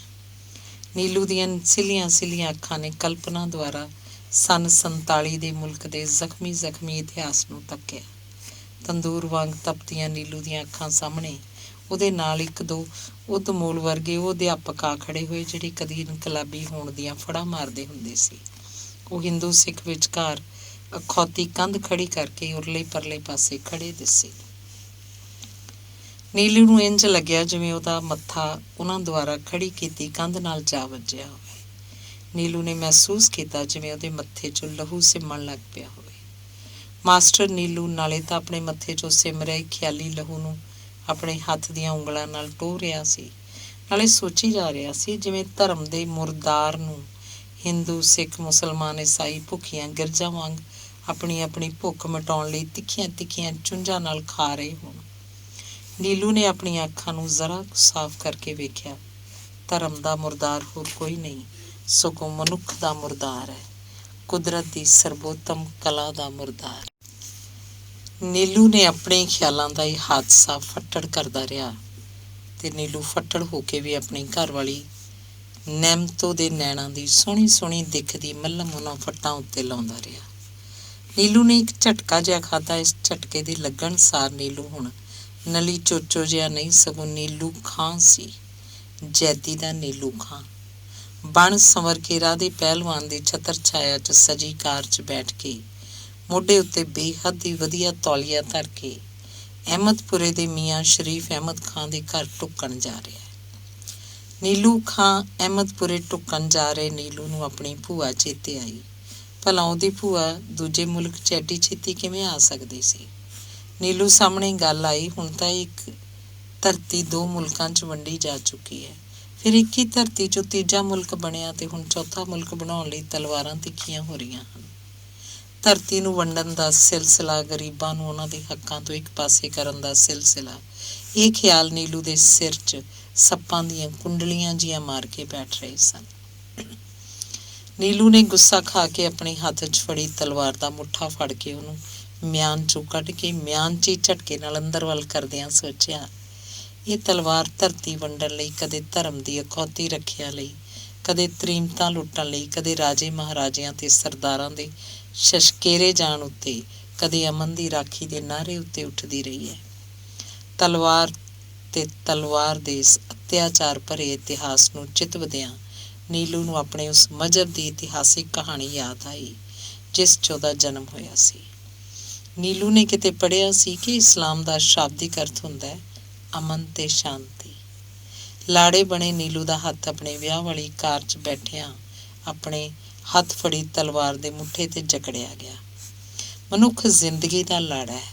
ਹਿੰਦੂ, ਸਿੱਖ, ਮੁਸਲਮਾਨ ਮਨੁੱਖਾਂ ਵਾਂਗ ਮਿਲ ਕੇ ਰਹਿ ਸਕਦੇ ਹਨ, ਪਰ ਰਾਜਨੀਤੀ ਦੇ ਸ਼ਬਦ ਅਨੁਸਾਰ ਅਮਨ ਤੇ ਸ਼ਾਂਤੀ ਵਾਲੇ ਇਸਲਾਮ ਦਾ ਭਾਰਤ ਵਿਚਲਾ ਇਤਿਹਾਸ, ਤੇਜ਼ ਤਲਵਾਰ ਦਾ ਇਤਿਹਾਸ, ਹਜ਼ਾਰਾਂ ਮੰਦਰਾਂ ਨੂੰ ਢਾਹ ਕੇ ਮਸਜਿਦਾਂ ਉਸਾਰਨ ਦਾ ਇਤਿਹਾਸ, ਲੱਖਾਂ ਲੋਕਾਂ ਨੂੰ ਕਤਲ ਕਰਕੇ ਗੱਦੀ ਹਥਿਆਉਣ ਦਾ ਇਤਿਹਾਸ, ਲੋਕਾਂ ਨੂੰ ਮੱਲੋ ਮੱਲੀ ਮੁਸਲਮਾਨ ਬਣਾਉਣ ਦਾ ਇਤਿਹਾਸ ਚੇਤੇ ਆਉਣ ਲੱਗਾ ਤੇ ਫਿਰ ਨੀਲੂ ਨੂੰ ਆਪਣੀ ਕਾਰ ਦੀ ਅਗਲੀ ਸੀਟ ਉੱਤੇ ਬੈਠਾ ਰਾਧਾ ਪਹਿਲਵਾਨ ਦਿਸਿਆ। ਨੀਲੂ ਦੇ ਗੋਟੇ ਕਿਨਾਰੀ ਵਾਲਾ ਸਿਰ ਉੱਤੇ ਦੋਸੜਾ ਲਈ ਆਪਣੇ ਗੱਭਰੂ ਪੁੱਤ ਨੀਲੂ ਨੂੰ ਅਹਿਮਦਪੁਰੇ ਨਿਕਾਹ ਪੜ੍ਹਾਉਣ ਲਈ ਤੋਰਦਿਆਂ ਮਾਂ ਜੈਦੀ ਨੂੰ ਰਾਧੇ ਨਾਲ ਅੱਖਾਂ ਕਰਦਿਆਂ ਤੱਕਿਆ ਸੀ। ਖੁਸ਼ੀ ਮਸਤੀ ਤੇ ਖੁਮਾਰ ਦੇ ਇਹਨਾਂ ਪਲਾਂ 'ਚ ਮਜ਼ਹਬਾਂ ਦੀ ਤਲਵਾਰ ਕਿੱਥੇ ਸੀ? ਇਹ ਨਜ਼ਰਾਂ ਹੀ ਅਸਲ ਧਰਮ ਹੁੰਦੀਆਂ ਨੇ। ਭਲਾ ਪਿਆਰ ਭਰੀਆਂ ਨਜ਼ਰਾਂ ਨੂੰ ਹਿੰਦੂ ਸਿੱਖ ਮੁਸਲਮਾਨ ਨਜ਼ਰਾਂ 'ਚ ਕਿਵੇਂ ਵੰਡੀਏ? ਨੀਲੂ ਪਿਆਰ ਭਿੱਜੀਆਂ ਇਹਨਾਂ ਨਜ਼ਰਾਂ ਤੇ ਨੈਣਾਂ ਬਾਰੇ ਸੋਚਦਾ ਦੂਰ ਤੱਕ ਪੁੱਜ ਗਿਆ ਸੀ। ਇਹ ਨੈਣ ਮਨੁੱਖ ਦੇ ਨੈਣ ਸਨ, ਇਹ ਨਜ਼ਰਾਂ ਮਨੁੱਖ ਦੀਆਂ ਨਜ਼ਰਾਂ ਸਨ। ਪਰ ਜਦੋਂ ਕਿਸੇ ਜਨੂੰਨ ਅਧੀਨ ਇਹ ਨਜ਼ਰਾਂ ਕਿਸੇ ਹਿੰਦੂ ਸਿੱਖ ਤੇ ਮੁਸਲਮਾਨ ਦੀਆਂ ਨਜ਼ਰਾਂ ਬਣ ਜਾਂਦੀਆਂ ਰਹੀਆਂ ਨੇ ਤਾਂ ਫਿਰ ਕਿੱਡੇ ਕਿੱਡੇ ਕਹਿਰ ਢਾਉਂਦੀਆਂ ਰਹੀਆਂ ਨੇ। ਪਗੜੀ ਵਾਲੇ ਬਾਹਰ ਨਿਕਲ ਆਓ ਤੇ ਬਾਕੀ ਸਿਰ ਸੁੱਟ ਕੇ ਬੈਠ ਜਾਓ। ਕਾੜ ਕਾੜ ਮਸ਼ੀਨ ਗਨ ਦੀਆਂ ਗੋਲੀਆਂ ਨਾਲ ਨਿਰਦੋਸ਼ ਹਿੰਦੂ ਕਤਲ ਕਰ ਦਿੱਤੇ ਗਏ। ਬਸ ਕਾਂਡ ਹੋ ਗਿਆ। ਅਖਬਾਰਾਂ ਨੂੰ ਮਸਾਲਾ ਮਿਲ ਗਿਆ। ਮੁਲਕ ਬੰਦ ਹੋ ਗਿਆ। ਇਸ ਖਿਆਲ ਨਾਲ ਨੀਲੂ ਦਾ ਅੰਦਰਲਾ ਪਤਲਾ ਪਤਲਾ ਹੋਇਆ ਪਿਘਲ ਰਿਹਾ ਸੀ ਤੇ ਫਿਰ ਝੱਟ ਦੇਣੀ ਉਹਨੂੰ ਦਿੱਲੀ ਦਿਸੀ, ਜਿੱਥੇ ਹਜ਼ਾਰਾਂ ਨਿਰਦੋਸ਼ ਸਿੱਖਾਂ ਨੂੰ ਅੱਗ ਲਾ ਕੇ ਸਾੜ ਦਿੱਤਾ, ਹਜ਼ਾਰਾਂ ਨਿਰਦੋਸ਼ ਤਰੀਮਤਾਂ ਨੂੰ ਵਿਧਵਾ ਬਣਾ ਦਿੱਤਾ ਗਿਆ। ਸਾੜਨ ਵਾਲੇ ਤੇ ਵਿਧਵਾ ਬਣਾਉਣ ਵਾਲੇ ਵਜ਼ੀਰ ਬਣ ਬੈਠੇ ਤੇ ਬਦਲਾ ਨਿਰਦੋਸ਼ਾਂ ਕੋਲੋਂ ਲੈਣਾ ਸ਼ੁਰੂ ਹੋ ਗਿਆ। ਨੀਲੂ ਨੂੰ ਕਾਰ 'ਚ ਬੈਠਿਆਂ ਬੈਠਿਆਂ ਜਿਵੇਂ ਭੁਆਟਣੀਆਂ ਜੀਆਂ ਆ ਰਹੀਆਂ ਹੋਣ। ਉਹਨੇ ਕਾਰ ਰੁਕਵਾਈ। ਉਹ ਬਾਰੀ ਖੋਲ ਬਾਹਰ ਆ ਖੜਾ ਹੋਇਆ। ਇਹਨੇ ਨੂੰ ਜਥੇਦਾਰ ਦਿੱਤ ਸਿੰਘ ਤੇ ਹੋਰ ਬੰਦਿਆਂ ਵਾਲੀ ਕਾਰ ਆ ਪੁੱਜੀ। ਉਹ ਵੀ ਸਾਰੇ ਜਣੇ ਬਾਹਰ ਆ ਗਏ। ਜਥੇਦਾਰ ਬੋਲਿਆ, ਕਿਉਂ ਬਈ ਤੁਸੀਂ ਮੁੰਡਿਓ ਕਿਉਂ ਰੁਕ ਗਏ? ਉੱਤਰ 'ਚ ਰਾਧਾ ਬੋਲਿਆ, ਕੁਛ ਨਹੀਂ ਤਾਇਆ, ਆ ਨੀਲੂ ਆਪਣੀ ਸ੍ਰੀ ਸਾਹਿਬ ਤੁਹਾਡੀ ਸ੍ਰੀ ਸਾਹਿਬ ਨਾਲ ਬਦਲਾਉਣਾ ਚਾਹੁੰਦਾ ਸੀ। ਲੈ ਭਾਈ ਬਦਲਾ ਲੈ। ਕਾਰਾਂ ਹੁਣ ਤੁਰ ਪਈਆਂ ਸਨ। ਨੀਲੂ ਜਥੇਦਾਰ ਵਾਲੀ ਸ੍ਰੀ ਸਾਹਿਬ ਨੂੰ ਮੁੜ ਮੁੜ ਆਪਣੇ ਮੱਥੇ ਨਾਲ ਲਾਉਂਦਾ ਸੋਚ ਰਿਹਾ ਸੀ। ਗਦਰੀ ਬਾਬੇ ਦੀ ਇਹ ਤਲਵਾਰ ਮੁਲਕ ਦੀ, ਲੋਕਾਂ ਦੀ, ਗਰੀਬਾਂ ਦੀ ਹੱਕਾਂ ਲਈ ਲੜਾਈ ਲੜਨ ਵਾਲੀ ਮਹਾਨ ਸ਼ਮਸ਼ੀਰ ਸ਼ੇਰਨੀ ਦੇ ਸਮਾਨ ਜੋ ਹੋਈ। ਇਸ ਮਗਰੋਂ ਨੀਲੂ ਨੂੰ ਬਾਬੇ ਦੁਆਰਾ ਦੱਸੀਆਂ ਕਾਲੇ ਪਾਣੀ ਦੇ ਟਾਪੂ ਦੀਆਂ ਗੱਲਾਂ ਯਾਦ ਆਉਣ ਲੱਗ ਪਈਆਂ। ਉੱਥੇ ਭਾਈ ਸਾਰਾ ਸਾਰਾ ਦਿਨ ਚੂਨਾ ਪੀਣ ਵਾਲੀ ਲੱਟ ਖਿੱਚੀ ਜਾਣਾ। ਜਦੋਂ ਤੇਹ ਲੱਗਣੀ ਪੀਣ ਲਈ ਪਾਣੀ ਦੀਆਂ 2 ਘੁੱਟਾਂ ਵੀ ਨਾ ਮਿਲਣੀਆਂ। ਕਾਲੇ ਪਾਣੀ ਦੇ ਟਾਪੂ ਦੇ ਜ਼ਹਿਰੀਲੇ ਸੱਪਾਂ ਦੇ ਡੰਗਾਂ ਦਾ ਡਰ। ਤਾਪ ਚੜ੍ਹ ਜਾਣ ਉੱਤੇ ਵੀ ਚਲਾਉਣੀ ਪੈਂਦੀ ਸੀ। ਬੈਰਕ 'ਚ ਬੰਦ ਸੜਾਂਦ ਵਾਲੀ ਹਵਾ ਨਰਕ ਵਾਲੇ ਦਿਨ ਸਨ। ਪਰ ਦੇਸ਼ ਨੂੰ ਆਜ਼ਾਦ ਕਰਾਉਣ ਲਈ ਕੀਤੀ ਇਹ ਸਾਰੀ ਤਪੱਸਿਆ ਅੱਜ ਸਾਨੂੰ ਭਾਈ ਅਜਾਈਂ ਲੱਗਦੀ ਹੈ। ਅੱਜ ਦੇ ਸਿਨੇਮਾਬਾਜ਼ ਵਜ਼ੀਰਾਂ 10-10 ਦਿਨ ਉਹਨਾਂ ਬੈਰਕਾਂ ਦੀ ਸੜਾਂ 'ਚ ਕੱਟ ਕੇ ਤਾਂ ਵੇਖਣ। ਜੇ 20 ਦਿਨ ਉਲਟੀਆਂ ਆਉਣੋਂ ਹਟ ਗਈਆਂ ਤਾਂ ਕੁਝ ਕਹਿਓ। ਨੀਲੂ ਨੂੰ ਚੇਤੇ ਆਇਆ ਜੇ ਜਥੇਦਾਰ ਬਾਬਾ ਦਿੱਤ ਸਿੰਘ ਦੱਸਦਾ ਰਹਿੰਦਾ ਸੀ ਬਈ ਨੀਲੂ ਸ਼ਾਹ ਉੱਥੇ ਕਾਲੇ ਪਾਣੀ ਦੇ ਜੰਗਲਾਂ ਨੂੰ ਸਾਥੋਂ ਸਾਫ਼ ਕਰਾਉਂਦੇ। ਜੰਗਲਾਂ 'ਚ ਸੱਪ, ਠੂੰਹੇ, ਜ਼ਹਿਰੀਲੀਆਂ ਮੱਖੀਆਂ ਦੇ ਡੰਗ ਸਾਨੂੰ ਬਹੁਤ ਔਖਾ ਕਰਦੇ। ਅਸੀਂ ਚਾਹੁੰਦੇ ਸੀ ਵੀ ਸੱਪ ਦੇ ਡੰਗ ਦੀ ਥਾਂ ਅੰਗਰੇਜ਼ ਦੀ ਗੋਲੀ ਨਾਲ ਭਾਵੇਂ ਮਰ ਜਾਈਏ। ਭਾਈ ਨੀਲੂ, ਦਿਲ 'ਚ ਮੁੜ ਕੇ ਫੇਰ ਅੱਗ ਜੀ ਮੱਚਦੀ ਹੈ। ਕੰਜਰ ਜਿਹੇ ਹੀਜੜੇ ਬੰਦੇ ਆ ਕੇ ਕੁਰਸੀਆਂ ਸਾਂਭੀ ਜਾਂਦੇ ਆ। ਲੋਕ ਭਾਵੇਂ ਮਰਦੇ ਮਿਟਦੇ ਰਹਿਣ। ਜਥੇਦਾਰ ਦੀਆਂ ਦੱਸੀਆਂ ਇਹਨਾਂ ਗੱਲਾਂ ਨੂੰ ਨੀਲੂ ਅੱਜ ਸੋਚਦਾ ਵੀ ਜਾ ਰਿਹਾ ਸੀ ਤੇ ਕਾਰ 'ਚ ਬੈਠਾ ਆਪਣੀ ਨਿਯਮਤਾਂ ਦੇ ਨੈਣਾਂ ਦੀ ਕਲਪਨਾ ਵੀ ਕਰਦਾ ਜਾ ਰਿਹਾ ਸੀ। ਉਹ ਨੈਣ ਜਿਨ੍ਹਾਂ ਨੂੰ ਉਹਦੇ ਨਿਕਾਹ ਦੀ ਇਸ ਸ਼ੁਭ ਘੜੀ ਤੋਂ ਪਹਿਲਾਂ ਵੀ ਕਈ ਵਾਰ ਤੱਕਿਆ ਸੀ।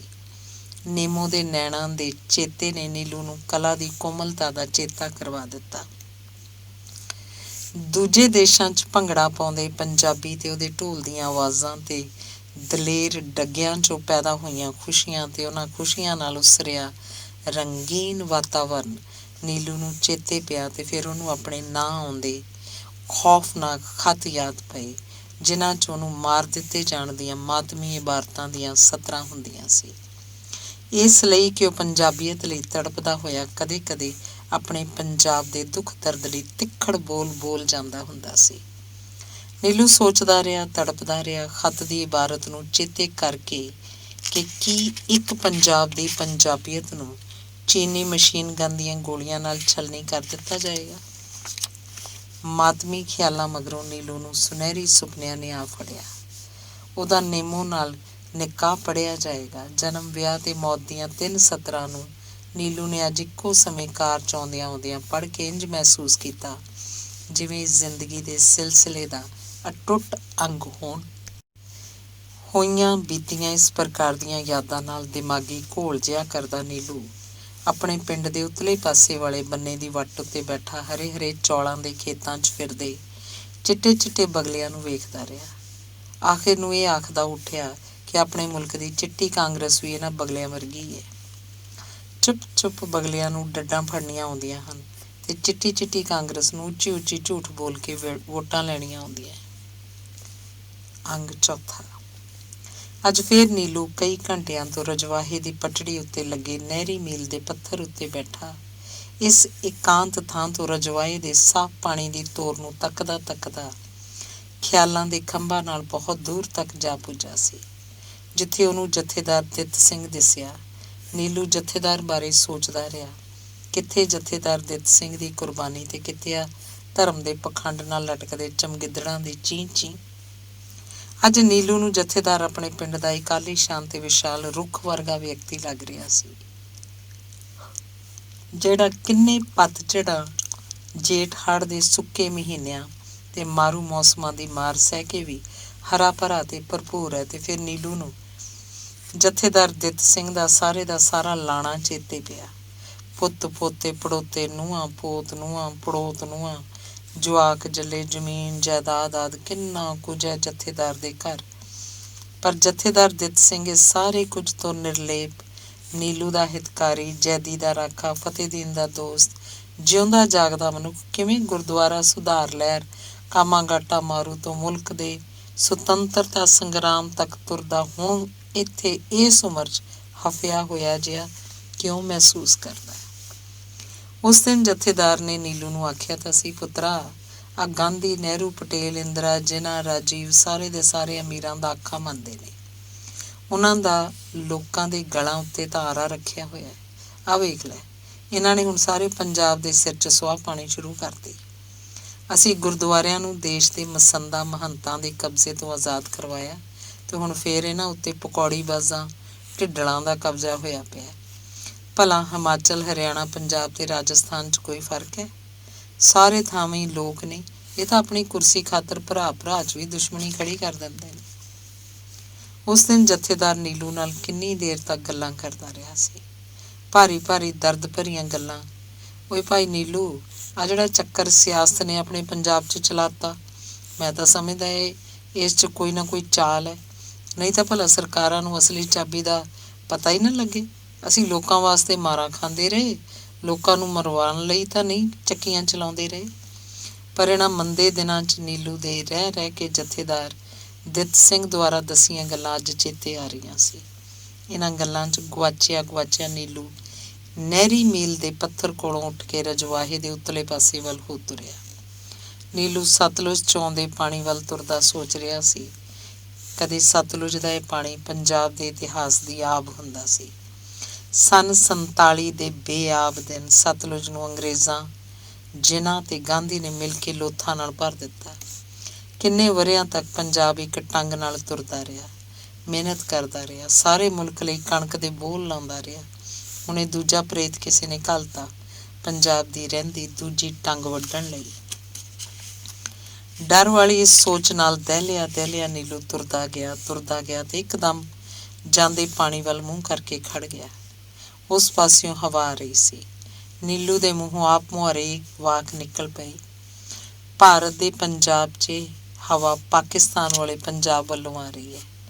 ਨੀਲੂ ਗੁਆਚਿਆ ਪੰਜਾਬ ਨਾਲੋਂ ਟੁੱਟੇ ਪੰਜਾਬ 'ਚ ਜਾ ਪੁੱਜਾ। ਉਹਦੇ ਆਪਣੇ ਟੁੱਟੇ ਪੰਜਾਬ 'ਚੋਂ ਆਪਣੇ ਪੰਜਾਬ 'ਚ ਆਉਂਦੀ ਹਵਾ ਉਹਨੂੰ ਇਤਿਹਾਸ ਯਾਦ ਕਰਵਾਉਂਦੀ ਰਹੀ। ਪੰਜਾਬ ਮਰਦਾ ਰਿਹਾ, ਮੁਲਕ ਬਚਦਾ ਰਿਹਾ, ਤੇ ਜਦ ਮੁੜ ਪੰਜਾਬ ਮੱਚ ਰਿਹਾ ਹੈ ਤੇ ਸਾਰਾ ਮੁਲਕ ਆਪਣੀ ਮਸਤ ਤੋਰ ਕਿਉਂ ਤੁਰੇ ਜਾ ਰਿਹਾ ਹੈ। ਨੀਲੂ ਆਪਣੇ ਖਿਆਲਾਂ 'ਚੋਂ ਉਸ ਵੇਲੇ ਮੁੜਿਆ ਜਦੋਂ ਮੋਟਰਸਾਈਕਲ ਦਾ ਅਗਲਾ ਪਹੀਆ ਉਹਦੀਆਂ ਖੁੱਚਾਂ 'ਚ ਆ ਲੱਗਿਆ। ਨੀਲੂ ਅੱਗੇ ਨੂੰ ਡਿੱਗਦਾ ਮਸਾਂ ਬਚਿਆ ਤੇ ਉਹਨੇ ਮੁੜਦਿਆਂ ਹੀ ਆਖਿਆ, ਆ ਵੀ ਬਿੱਕਰਾ ਆ ਗਈ ਮੇਰਾ ਸ਼ਿਕਾਰ ਕਰਨ। ਬਿੱਕਰ ਨੇ ਨੀਲੂ ਦੇ ਇਸ ਪ੍ਰਸ਼ਨ ਨੂੰ ਸੁਣ ਕੇ ਵੀ ਅਣਸੁਣਿਆ ਕਰ ਦਿੱਤਾ। ਸਗੋਂ ਬਿੱਕਰ ਦੇ ਮੋਟਰਸਾਈਕਲ ਮਗਰ ਬੈਠੇ ਜਿੰਦਰ ਨੇ ਸੀਟ ਤੋਂ ਉਤਰ ਕੇ ਨੀਲੂ ਨੂੰ ਇੱਕਦਮ ਆਪਣੀ ਗਲਵੱਕੜੀ 'ਚ ਲੈ ਲਿਆ। ਜਿੰਦਰ ਨੇ ਨੀਲੂ ਨੂੰ ਪੂਰੇ ਚਾਅ ਉਤਸ਼ਾਹ ਤੇ ਪਿਆਰ ਨਾਲ ਆਪਣੀਆਂ ਬਾਹਾਂ 'ਚ ਜਕੜਿਆ ਹੋਇਆ ਸੀ। ਜਿੰਦਰ ਬੋਲੀ ਵੀ ਜਾ ਰਿਹਾ ਸੀ, ਸਾਲਿਆ ਸੁੱਲਿਆ ਆ ਕੀ ਹੋਏ, ਸਾਲਿਆ ਘੁੱਟ ਕੇ ਜੱਫ ਨਹੀਂ ਪਾਉਣੀ, ਫੁੱਲੀਆਂ ਦੀਆਂ ਬਾਹਾਂ ਨਾਲ ਕੀ ਹੁੰਦਾ ਹੈ, ਉਹ ਜੱਫੀ ਪਾ ਜਿਵੇਂ ਸਾਡੀ ਭਾਬੀ ਨੇਮੋ ਨੂੰ ਪਾਉਣਾ ਹੁੰਦਾ। ਹੁਣ ਬਿੱਕਰ ਨੇ ਆਪਦੇ ਮੋਟਰਸਾਈਕਲ ਨੂੰ ਪਟੜੀ ਦੀ ਢਲਾਣ ਤੋਂ ਇੱਕ ਪਾਸੇ ਲਿਜਾ ਕੇ ਸਰਕੜੇ ਦੇ ਬੂਝੇ ਦੀ ਓਟ ਖੜਾ ਕਰਤਾ। ਉਹ ਵੀ ਉੱਧਰ ਨੂੰ ਆਉਂਦਾ ਆਖ ਰਿਹਾ ਸੀ, ਨੀਲਿਆ ਓਏ ਵਿਆਹ ਦੀ ਸਾਡੀ ਫੀਸਟ, ਸਾਲਿਆ ਮੁਸਲੀ ਤਾਂ ਗਟਾਰ ਵਰਗੀ ਟੁੱਕ ਲੈ ਆਉਂਦੀ ਤੇ ਸਾਡੀ ਫੀਸਟ ਵੇਲੇ ਤੂੰ ਪੱਥਰ ਬਣਿਆ ਖੜਾ, ਅੱਜ ਬੰਨ੍ਹਦਿਆਂ ਤੇਰਾ ਮੱਕੂ। ਤਿੰਨ ਜਣੇ ਰਾਹ ਤੋਂ ਹੁਣ ਇੱਕ ਪਾਸੇ ਹੋ ਬੈਠੇ ਸੀ। ਵੱਡੀ ਸਾਰੀ ਬਰੂਟੀ ਹੇਠਾਂ ਜਿਹਦੀਆਂ ਲਗਰਾਂ ਵਾਹਵਾ ਹੇਠਾਂ ਨੂੰ ਝੁਕੀਆਂ ਸੀ। ਬਿੱਕਰ ਤੇ ਜਿੰਦਰ ਦੋਨੋਂ ਜਣੇ ਮਿਲ ਮਿਲਾ ਕੇ ਬੋਲਦੇ ਰਹੇ। ਨੀਲੂ ਖਾਂਦਿਆਂ ਪੁੱਤਰਾ, ਜਵਾਕ ਹੁੰਦਿਆਂ ਜਦੋਂ ਸਾਨੂੰ ਅਜੇ ਦਰਖਤ ਤੇ ਚੜ੍ਹਨਾ ਨਹੀਂ ਸੀ ਆਉਂਦਾ, ਜਦ ਤੂੰ ਤਾਂ ਕਾਟੋ ਵਾਂਗ ਵੇਖਦਿਆਂ ਹੀ ਧਰਮੇ ਕੇ ਕਾਬਲੀ ਨਸੂੜੇ ਦੀ ਟਾਹਣੀ ਟਾਹਣੀ ਫਿਰ ਜਾਂਦਾ ਹੁੰਦਾ ਸੀ।